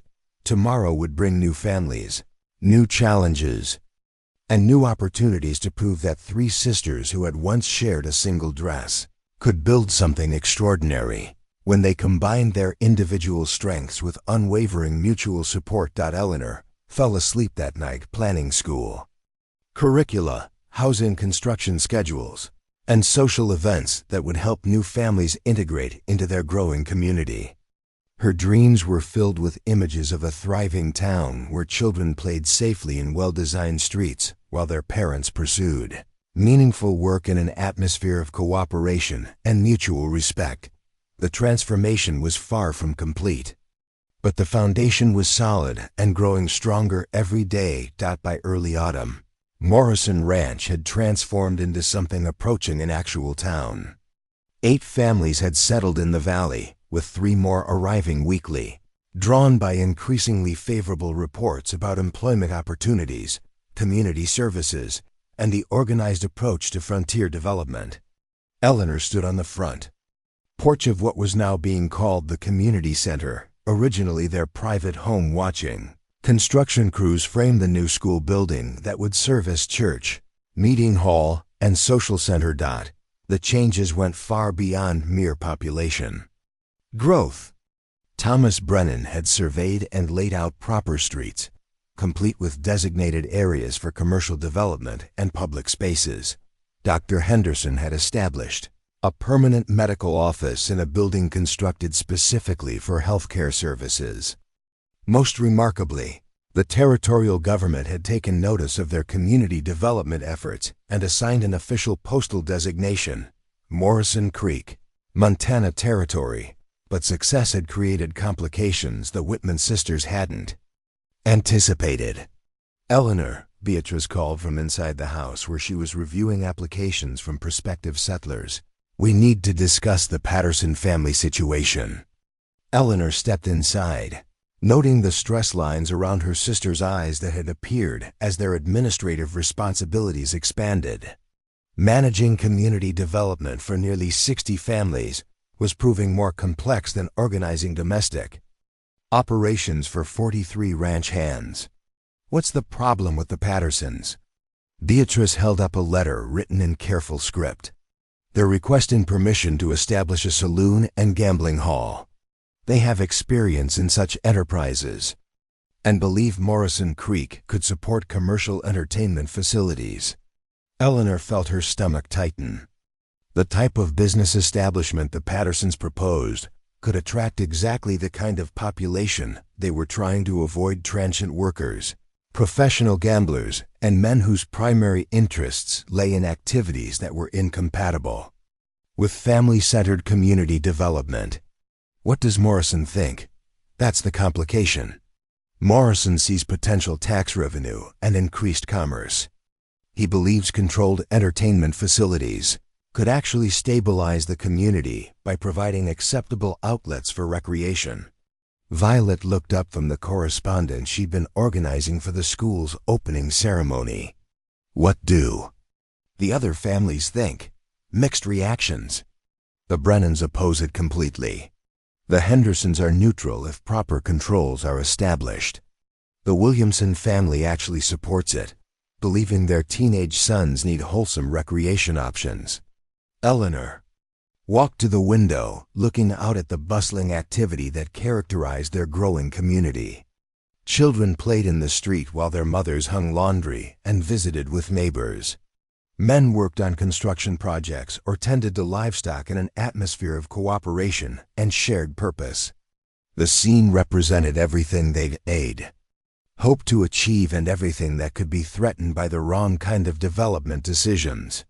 "We need to think carefully about precedents," she said finally. "Whatever we decide about the Patterson proposal will influence future business development requests." Before her sisters could respond, a commotion outside drew their attention. A fancy carriage was approaching the community center, pulled by matching horses and driven by a uniformed coachman. Such elegant transportation was rare in frontier territory and indicated visitors of significant importance. Morrison appeared from the direction of the main ranch building and walked toward the approaching carriage with obvious curiosity. Eleanor and her sisters stepped onto the porch to observe the arrival, wondering what kind of business brought such distinguished visitors to their remote community. The carriage door opened to reveal a well-dressed woman in her 40s, followed by a younger woman who appeared to be her daughter. Both wore clothing that spoke of Eastern sophistication and substantial wealth. A third passenger emerged, a middle-aged man whose bearing suggested professional authority. "Mrs. Morrison?" the older woman inquired, addressing Eleanor with polite uncertainty. "I'm Eleanor Whitman," Eleanor replied, automatically stepping forward to serve as community representative. "How may we help you?" The woman's expression showed surprise and slight confusion. "I'm Margaret Fairchild from Denver. This is my daughter Catherine and our attorney, Mr. Stevens. We're here to discuss a business proposition with the community leadership."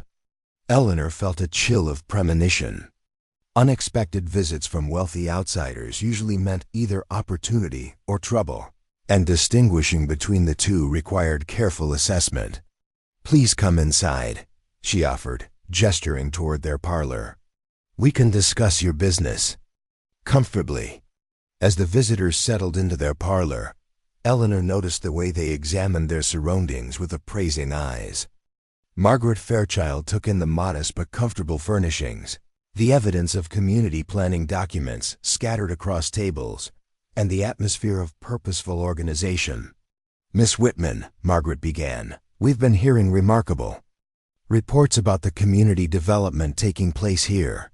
My business interests include land speculation and commercial development throughout the territory." Eleanor felt her caution increasing.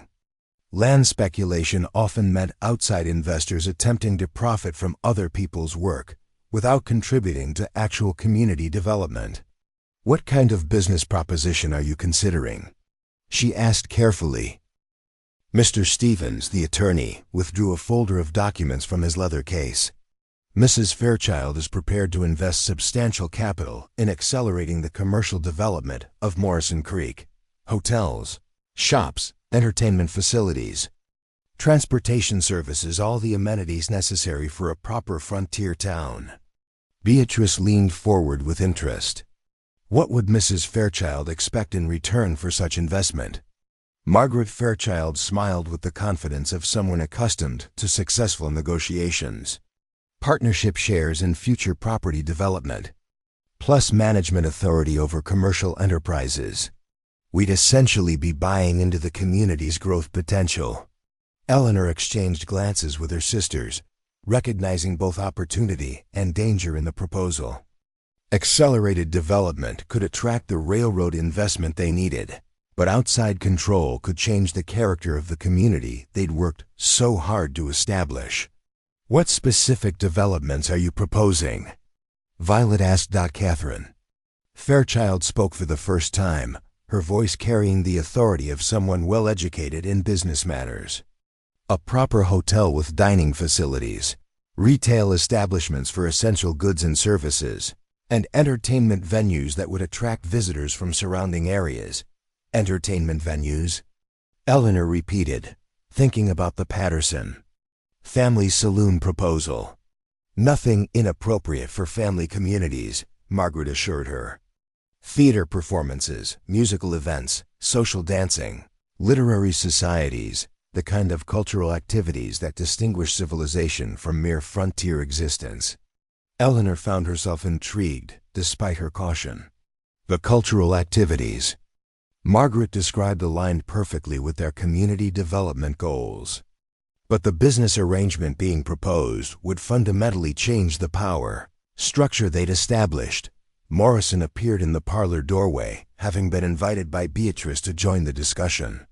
"Mrs. Fairchild, I understand you're interested in commercial development opportunities." Margaret turned her attention to Morrison with obvious relief at finding a male authority figure. "Mr. Morrison, we're prepared to invest $50,000 in accelerating Morrison Creek's development. The return on investment would be substantial for everyone involved." Eleanor saw Morrison's eyes widen at the mention of such a large sum. $50,000 represented more capital than their entire community had access to, and could indeed accelerate development by several years. What would be the terms of such an investment? Morrison asked. Mr. Stevens opened his folder and began outlining a complex partnership arrangement that would give the Fairchild interests control in shares in future commercial development, plus management authority over business licensing and property development decisions. As Eleanor listened to the proposal, she realized they were facing their first major test of community independence. Accepting the Fairchild investment would provide resources they desperately needed, but would also transfer control of their community's future to outside interests whose priorities might not align with their own. "We'll need time to discuss this proposal with the other community members," Eleanor said when the presentation concluded. Margaret Fairchild's expression showed mild impatience. "Miss Whitman, business opportunities like this require prompt decisions. Other communities are competing for investment capital, and delays often mean lost opportunities." Eleanor felt the familiar pressure of being forced into premature decisions, but her experience with desperate circumstances had taught her the importance of careful consideration. "Mrs. Fairchild, we appreciate your interest in our community, but any decision of this magnitude requires consultation with all the families who have invested their lives in Morrison Creek's development." After the Fairchild party departed for their overnight accommodations at the new boarding house, Eleanor and her sisters gathered with Morrison to discuss the implications of the investment proposal. $50,000 would transform everything, Morrison said, his excitement obvious. "We could build proper commercial facilities, improve housing, and create the kind of infrastructure that would guarantee railroad development." Beatrice studied the proposal documents with her practical eye for detail. "The financial benefits are real, but the control arrangements concern me. We'd be surrendering authority over business development to people who don't live here and haven't contributed to building what we already have." Violet looked thoughtful. "What about the cultural activities Catherine mentioned?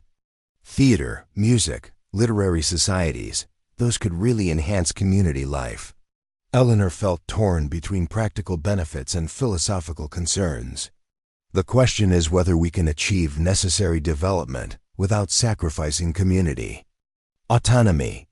That evening, they convened a town meeting in the partially completed school building to discuss the Fairchild proposal with all the settled families. The gathering represented the first formal community decision-making process since Morrison Creek's establishment, and Eleanor realized they were setting precedents for future democratic governance. Thomas Brennan served as unofficial moderator, his railroad surveying experience having given him skills in managing complex group discussions. The families arranged themselves on makeshift benches while oil lamps provided adequate lighting for serious conversation. "We're here to discuss an investment proposal that could significantly accelerate our community development," Eleanor began, outlining the Fairchild offer and its implications. The discussion that followed revealed the complexity of community decision-making when individual interests didn't always align with collective benefits. Some families supported accepting the investment, believing accelerated development would improve their long-term prospects. Others opposed outside control, preferring slower growth. Under local management, Dr. Henderson raised concerns about maintaining the community's family-centered character. I've seen frontier towns transform overnight from wholesome communities to rowdy, commercial centers that drive away the very families that made them attractive. Martha Brennan supported cultural development, but worried about business control. Educational and artistic activities would benefit our children enormously. But surrendering management authority could change our community's character in ways we might regret. The Williamson family, newer arrivals who were still establishing themselves economically, favored immediate development benefits. Our priority should be creating employment opportunities and commercial services. Community character matters less than community prosperity. Eleanor found herself serving as mediator between competing viewpoints, trying to identify solutions that could satisfy multiple concerns. What if we negotiated modified terms that provided investment capital without surrendering community control? Morrison leaned forward with interest. What kind of modifications? Limited partnership arrangements that fund specific projects without transferring general management authority. Outside investment in exchange for defined returns rather than ongoing control. Thomas Brennan nodded approvingly. Investment partnerships rather than management takeovers. The railroad companies use similar arrangements when funding development in areas where they want influence, but not responsibility. The discussion continued past midnight, with families gradually reaching consensus around the modified partnership concept. They would counter-propose limited investment arrangements that funded specific development projects, while maintaining community control over business licensing and general planning decisions. Eleanor felt proud of the democratic process they'd managed, but also exhausted by the complexity of balancing multiple perspectives and interests. Community leadership was proving more challenging than domestic organization, requiring diplomatic skills she was still developing. The following morning brought the Patterson family's second request for saloon licensing, complicated now by the Fairchild investment discussions. Eleanor realized that their response to both situations would establish precedents for future business development and community character. "We need a comprehensive approach to commercial development," she told her sisters as they prepared for another meeting with the Fairchild representatives. Not just reactive responses to individual proposals, but proactive planning that guides growth according to our community values. Beatrice had been working on exactly such a plan, combining her organizational skills with input from various families. "I've been thinking about zoning arrangements, designated areas for different types of businesses, with appropriate controls to maintain community character." Violet added her educational perspective and requirements that new businesses contribute to community services, employment training for local residents, support for schools and medical facilities, participation in cultural activities. Eleanor felt the solution taking shape. Business development that strengthens the community rather than just exploiting it. When they met with Margaret Fairchild that afternoon, Eleanor presented their counter-proposal with confidence born of community consultation and careful planning. They would welcome investment in specific projects: hotel construction, retail development, cultural facilities, but under partnership arrangements that maintained local control over business standards and community planning. Margaret's initial reaction was skeptical. "Miss Whitman, you're asking us to invest capital without receiving corresponding management authority. That's not how successful business development typically operates." Eleanor met her gaze steadily. "Mrs. Fairchild, what we're offering is investment in a community that's already proven its ability to attract families and create sustainable growth. Your capital would accelerate that growth, but under management that's already demonstrated success." Catherine Fairchild had been studying the community planning documents during their discussion. "Mother, look at what they've accomplished in just 6 months. Population growth, infrastructure development, territorial recognition, all without outside investment. Their management approach is clearly effective. Mr. Stevens examined the counter-proposal documents carefully. The financial projections are conservative, but realistic. Limited partnership arrangements would still provide substantial returns if community development continues at current rates. Eleanor held her breath as Margaret Fairchild considered their proposal. The decision would determine whether Morrison Creek maintained its character as a community-controlled development or became another investor-controlled frontier town. "We'll accept your counter-proposal," Margaret said finally, "on the condition that we're consulted on all major development decisions and that our investment is protected by appropriate guarantees." Eleanor felt relief flooding through her. They'd achieved the capital investment they needed while maintaining community autonomy. But more importantly, they'd established democratic decision-making processes that would serve Morrison Creek for years to come. Over the following weeks, the Fairchild investment accelerated community development dramatically. Construction crews arrived to build the hotel and retail establishments. Cultural programs began attracting visitors from surrounding areas. Most significantly, word of Morrison Creek's successful development reached territorial officials responsible for railroad planning. The territorial legislature has formally designated Morrison Creek as a planned railroad depot, Thomas Brennan announced during a community meeting in October. Construction is scheduled to begin next spring, with completion expected within 18 months. Eleanor felt tears of joy as she realized their impossible dream had become reality. The desperate young women who had shared one dress between them had helped create a thriving community that would benefit hundreds of families for generations to come. But success brought new responsibilities and challenges. Railroad development would accelerate population growth and commercial activity beyond anything they'd previously managed. The community they'd built for 60 families would need to accommodate hundreds, while maintaining the character and values that had made it attractive. "We're going to need a formal town government," Morrison observed. "Official positions with defined responsibilities rather than informal leadership arrangements."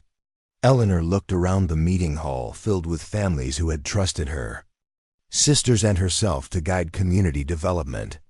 The work they'd begun as domestic employees had evolved into something none of them could have imagined. "Then we'll need elections," she said. "Democratic selection of leaders who will represent everyone's interests as Morrison Creek grows into a proper town." As autumn progressed toward winter, Eleanor reflected on the extraordinary transformation that had occurred since they'd accepted Morrison's offer. They'd evolved from desperate poverty to community leadership, from sharing one dress to owning wardrobes that reflected their professional success, from surviving day to day to planning for generational impact. The blue dress seemed like a relic from another lifetime, though Eleanor kept it carefully preserved as a reminder of how far they'd traveled. Sometimes she showed it to newly arrived families facing their own desperate circumstances, explaining that determination and mutual support could overcome any obstacle. But the most remarkable transformation wasn't in their material circumstances. It was in their understanding of what was possible when people worked together toward shared goals. The community they'd helped build represented more than just successful development. It represented proof that cooperation could triumph over competition, that planning could overcome chaos, and that ordinary people could achieve extraordinary things when they combined individual strengths with collective purpose. Eleanor fell asleep that night planning election procedures, railroad depot construction, and educational expansion that would serve Morrison Creek's growing population. Her dreams were filled with images of a thriving town where children who had never known poverty played safely in well-designed streets, while their parents pursued meaningful work in an atmosphere of mutual respect and shared prosperity. The transformation was far from complete, but the foundation was unshakable and growing stronger every day. 1 year later, Eleanor Whitman Morrison stood at the window of her new office in the Morrison Creek Town Hall, watching the morning train pull into the depot that had transformed their small community into a bustling frontier town. The locomotive's whistle echoed across the valley, announcing the arrival of another group of settlers drawn by reports of prosperity and opportunity in Montana, Territory's newest incorporated municipality. The changes were breathtaking. What had begun as a remote ranch with 43 employees had grown into a thriving town of over 300 residents, complete with paved streets, electric lighting, and all the amenities of modern civilization. The railroad depot anchored a commercial district that included 2 hotels, a bank, 3 general stores, a newspaper office, and the cultural center that hosted traveling theater companies and musical performances. But the most remarkable transformation wasn't visible in the buildings or infrastructure. It was in the lives of the people who had built Morrison Creek from nothing into something extraordinary. Eleanor adjusted the wedding ring that had joined her original signet ring just 3 months earlier, when she and William Morrison had finally formalized the partnership that had begun with a desperate employment offer and evolved into genuine love and shared vision. Their wedding had been the social event of the year, attended by territorial officials, railroad executives, and families from across Montana who had heard about the remarkable community they'd created together. The marriage represented more than personal happiness. It symbolized the complete transformation of 3 sisters who had once shared a single dress because they couldn't afford individual clothing. Eleanor Morrison was now the elected mayor of Morrison Creek, a position she'd won by unanimous vote from citizens who recognized her leadership in building their community from the ground up. A knock at her office door interrupted her reflections. "Come in," she called, turning from the window to greet her visitor. Beatrice entered, carrying a folder of documents and wearing the confident expression of someone comfortable with authority and responsibility. She'd been elected as Morrison Creek's first town clerk, responsible for records management, business licensing, and administrative coordination. Her marriage to Thomas Brennan had surprised no one. Their shared interest in systematic planning and community development had drawn them together naturally. "Eleanor, we have the final population figures from the census," Beatrice announced, settling into the chair across from Eleanor's desk. 312 residents, with 47 families permanently settled and 15 businesses operating with full licenses. Eleanor felt a surge of pride and amazement. The desperate young women who had accepted Morrison's offer 18 months earlier had helped create a community that exceeded everyone's most optimistic projections. And the territorial recognition paperwork? Completed and submitted. Governor Hartwell has indicated that Morrison Creek will receive full municipal status within 60 days, making us the youngest incorporated town in Montana Territory. Eleanor savored the irony that their success would be officially recognized by a governor who shared her former surname, though Governor Hartwell was no relation to the desperate Victoria Hartwell who had once answered William Morrison's advertisement for domestic help. What about the education statistics for the territorial report? Beatrice consulted her papers with obvious satisfaction. 93 children are currently enrolled in our school system, with literacy rates exceeding territorial averages by 40%. Violet's educational programs are being studied as models for rural community development throughout the West. Eleanor nodded with sisterly pride. Violet had found her calling as Morrison Creek's Director of Education and Cultural Affairs, a position that allowed her to combine her natural optimism with systematic approaches to childhood development and community enrichment. Her marriage to Dr. Henderson had created a partnership that addressed both the educational and medical needs of their growing population. Speaking of Violet, is she ready for this afternoon's ceremony? Excited beyond words. The dedication of the Morrison Creek Academy represents everything she's worked toward since we arrived here.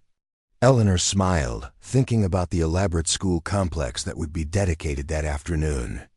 The facility included classrooms for children of all ages, a library with over 1,000 volumes, science laboratories, and workshops for practical skills training.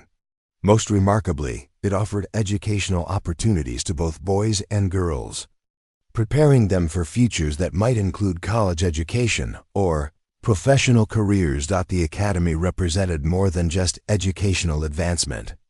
It symbolized their community's commitment to preparing the next generation for opportunities that hadn't existed when the Whitman sisters were growing up in poverty and desperation. Another knock interrupted their conversation.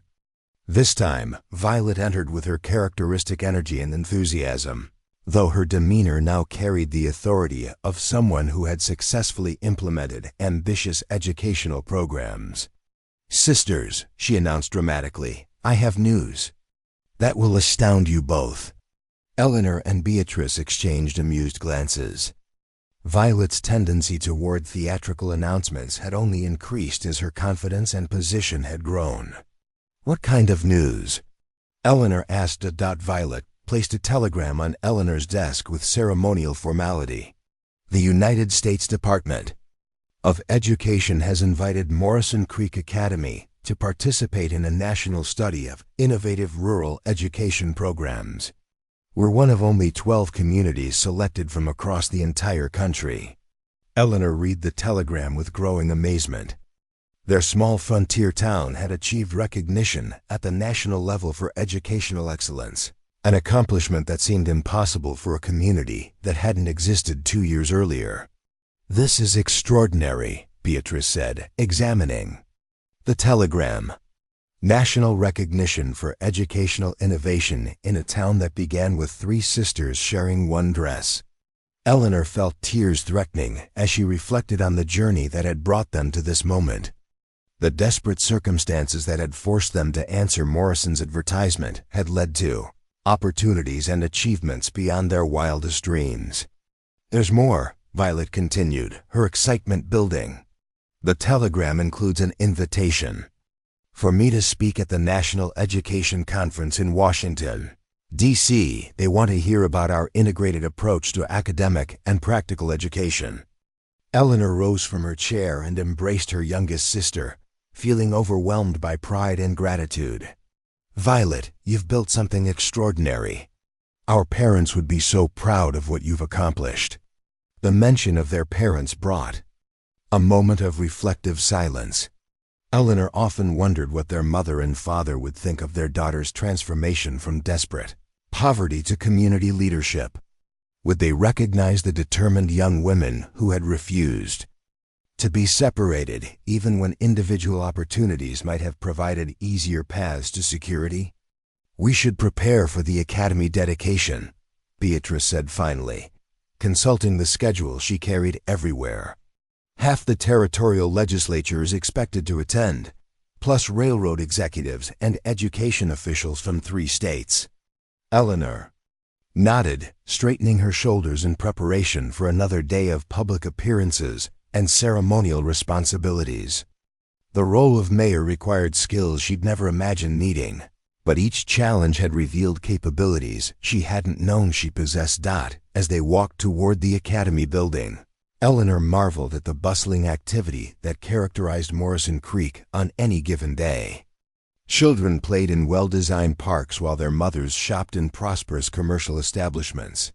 Men worked at various enterprises, railroad maintenance, lumber processing, agricultural equipment manufacturing, and dozens of smaller businesses that served the growing population. Most remarkably, the community maintained the cooperative spirit and family-centered values they'd established during its founding. Growth hadn't corrupted the principles that had guided their development, but had instead provided more opportunities for people to build meaningful lives. The academy dedication ceremony exceeded everyone's expectations. Governor Hartwell delivered the keynote address, praising Morrison Creek as an example of what could be achieved when communities combined individual initiative with cooperative planning. Railroad executives spoke about the economic benefits of investing in education and infrastructure, Most meaningfully, parents shared stories about opportunities their children would have that hadn't been available to previous generations. But the most powerful moment came when Violet invited Eleanor to address the audience about the community's founding and development. Eleanor had been dreading this moment, uncomfortable with public speaking and uncertain about how much of their personal story to reveal. Standing before the assembled crowd, Eleanor looked out at faces representing dozens of families who had found prosperity and security in the community she and her sisters had helped build. She saw children who would grow up assuming that education, medical care, and economic opportunity were normal parts of life rather than impossible luxuries. 2 years ago, she began, her voice growing stronger with each word, 3 sisters arrived in this valley with one dress between them and no prospects beyond basic survival. We had lost our parents, our home, and our hope that the future could be better than the past. A murmur of sympathy rippled through the audience, many of whom had arrived in Morrison Creek facing their own desperate circumstances. William Morrison offered us employment and the chance to build something meaningful together. But what we discovered was that building a community requires more than just individual effort. It requires the willingness to believe that cooperation can achieve what competition never could. Eleanor gestured toward the academy building and the thriving town beyond. Everything you see here exists because people chose to work together rather than merely work for themselves. Because families decided to invest in collective prosperity rather than just individual advancement. She paused, looking directly at her sisters and seeing the same amazement in their faces that she felt in her own heart. The shared dress that symbolized our poverty taught us that we could survive anything as long as we stayed together and maintained our dignity. Building Morrison Creek taught us that survival isn't enough, that ordinary people can create extraordinary things when they combine their individual strengths with unwavering mutual support. The applause that followed was warm and sustained, but Eleanor barely heard it. She was thinking about the blue dress, carefully preserved in her wardrobe at home, kept as a reminder of how far they'd traveled and how much was possible when people refused to accept limitations imposed by circumstances. That evening, the 3 Morrison sisters, Eleanor Morrison, Beatrice Brennan, and Violet Henderson gathered in Eleanor's parlor for their weekly family dinner, a tradition they'd maintained. Despite their busy schedules and growing responsibilities, "I still can't believe the railroad executives were taking notes during your speech," Violet said to Eleanor as they relaxed after dinner. "They're planning to use Morrison Creek as a model for community development along their other routes." Beatrice smiled with satisfaction, which means dozens of other communities might benefit from the organizational systems we developed here. Eleanor felt a deep sense of completion as she looked at her sisters and reflected on their journey. They'd achieved security, meaningful work, loving marriages, and the satisfaction of building something that would benefit people for generations. But most importantly, they'd done it together, supporting each other through every challenge and sharing every success. "Do you ever miss the simplicity of our early days here?" Eleanor asked. "When our biggest concern was organizing breakfast service for 43 ranch hands." "Sometimes," Beatrice admitted. "But then I remember how it felt to worry about having enough food for the next day, and I realized that complex problems are better than desperate ones." Violet laughed, the sound filled with genuine joy. "I don't miss the shared dress, but I'm grateful for what it taught us about relying on each other." Eleanor rose and walked to her desk, where she withdrew a letter that had arrived that morning. "I've been saving this for tonight," she said, returning to her chair. "It's from Mrs. Patterson in Cedar Creek." Her sisters leaned forward with interest. Mrs. Patterson had been their landlady at the boarding house, where they'd lived during their most desperate period. "She writes that the boarding house is closing because there's no longer demand for that type of accommodation in Cedar Creek. The town has prospered enough that families can afford their own housing." Eleanor continued reading. But she also says that 3 young women recently arrived in town, sisters whose family died in a cholera outbreak. They have no money, no prospects, and they're sharing the only decent dress they own between them. Beatrice's expression grew thoughtful. What does she want from us? Advice about employment opportunities and community development. She's heard about Morrison Creek's success and wonders if we might have suggestions for helping these sisters find their way. Violet's eyes brightened with the enthusiasm that always accompanied opportunities to help others.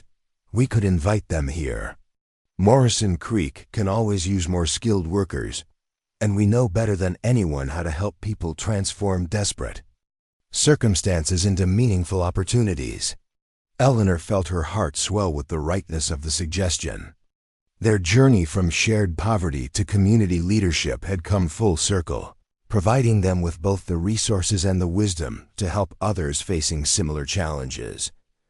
I'll write to Mrs. Patterson tomorrow, she decided. We'll offer these sisters the same kind of opportunity William offered us: employment, housing, and the chance to build something meaningful with their lives. As the evening concluded and her sisters departed for their own homes, Eleanor sat alone in her comfortable parlor, thinking about the remarkable transformation that had begun with a desperate response to a newspaper advertisement.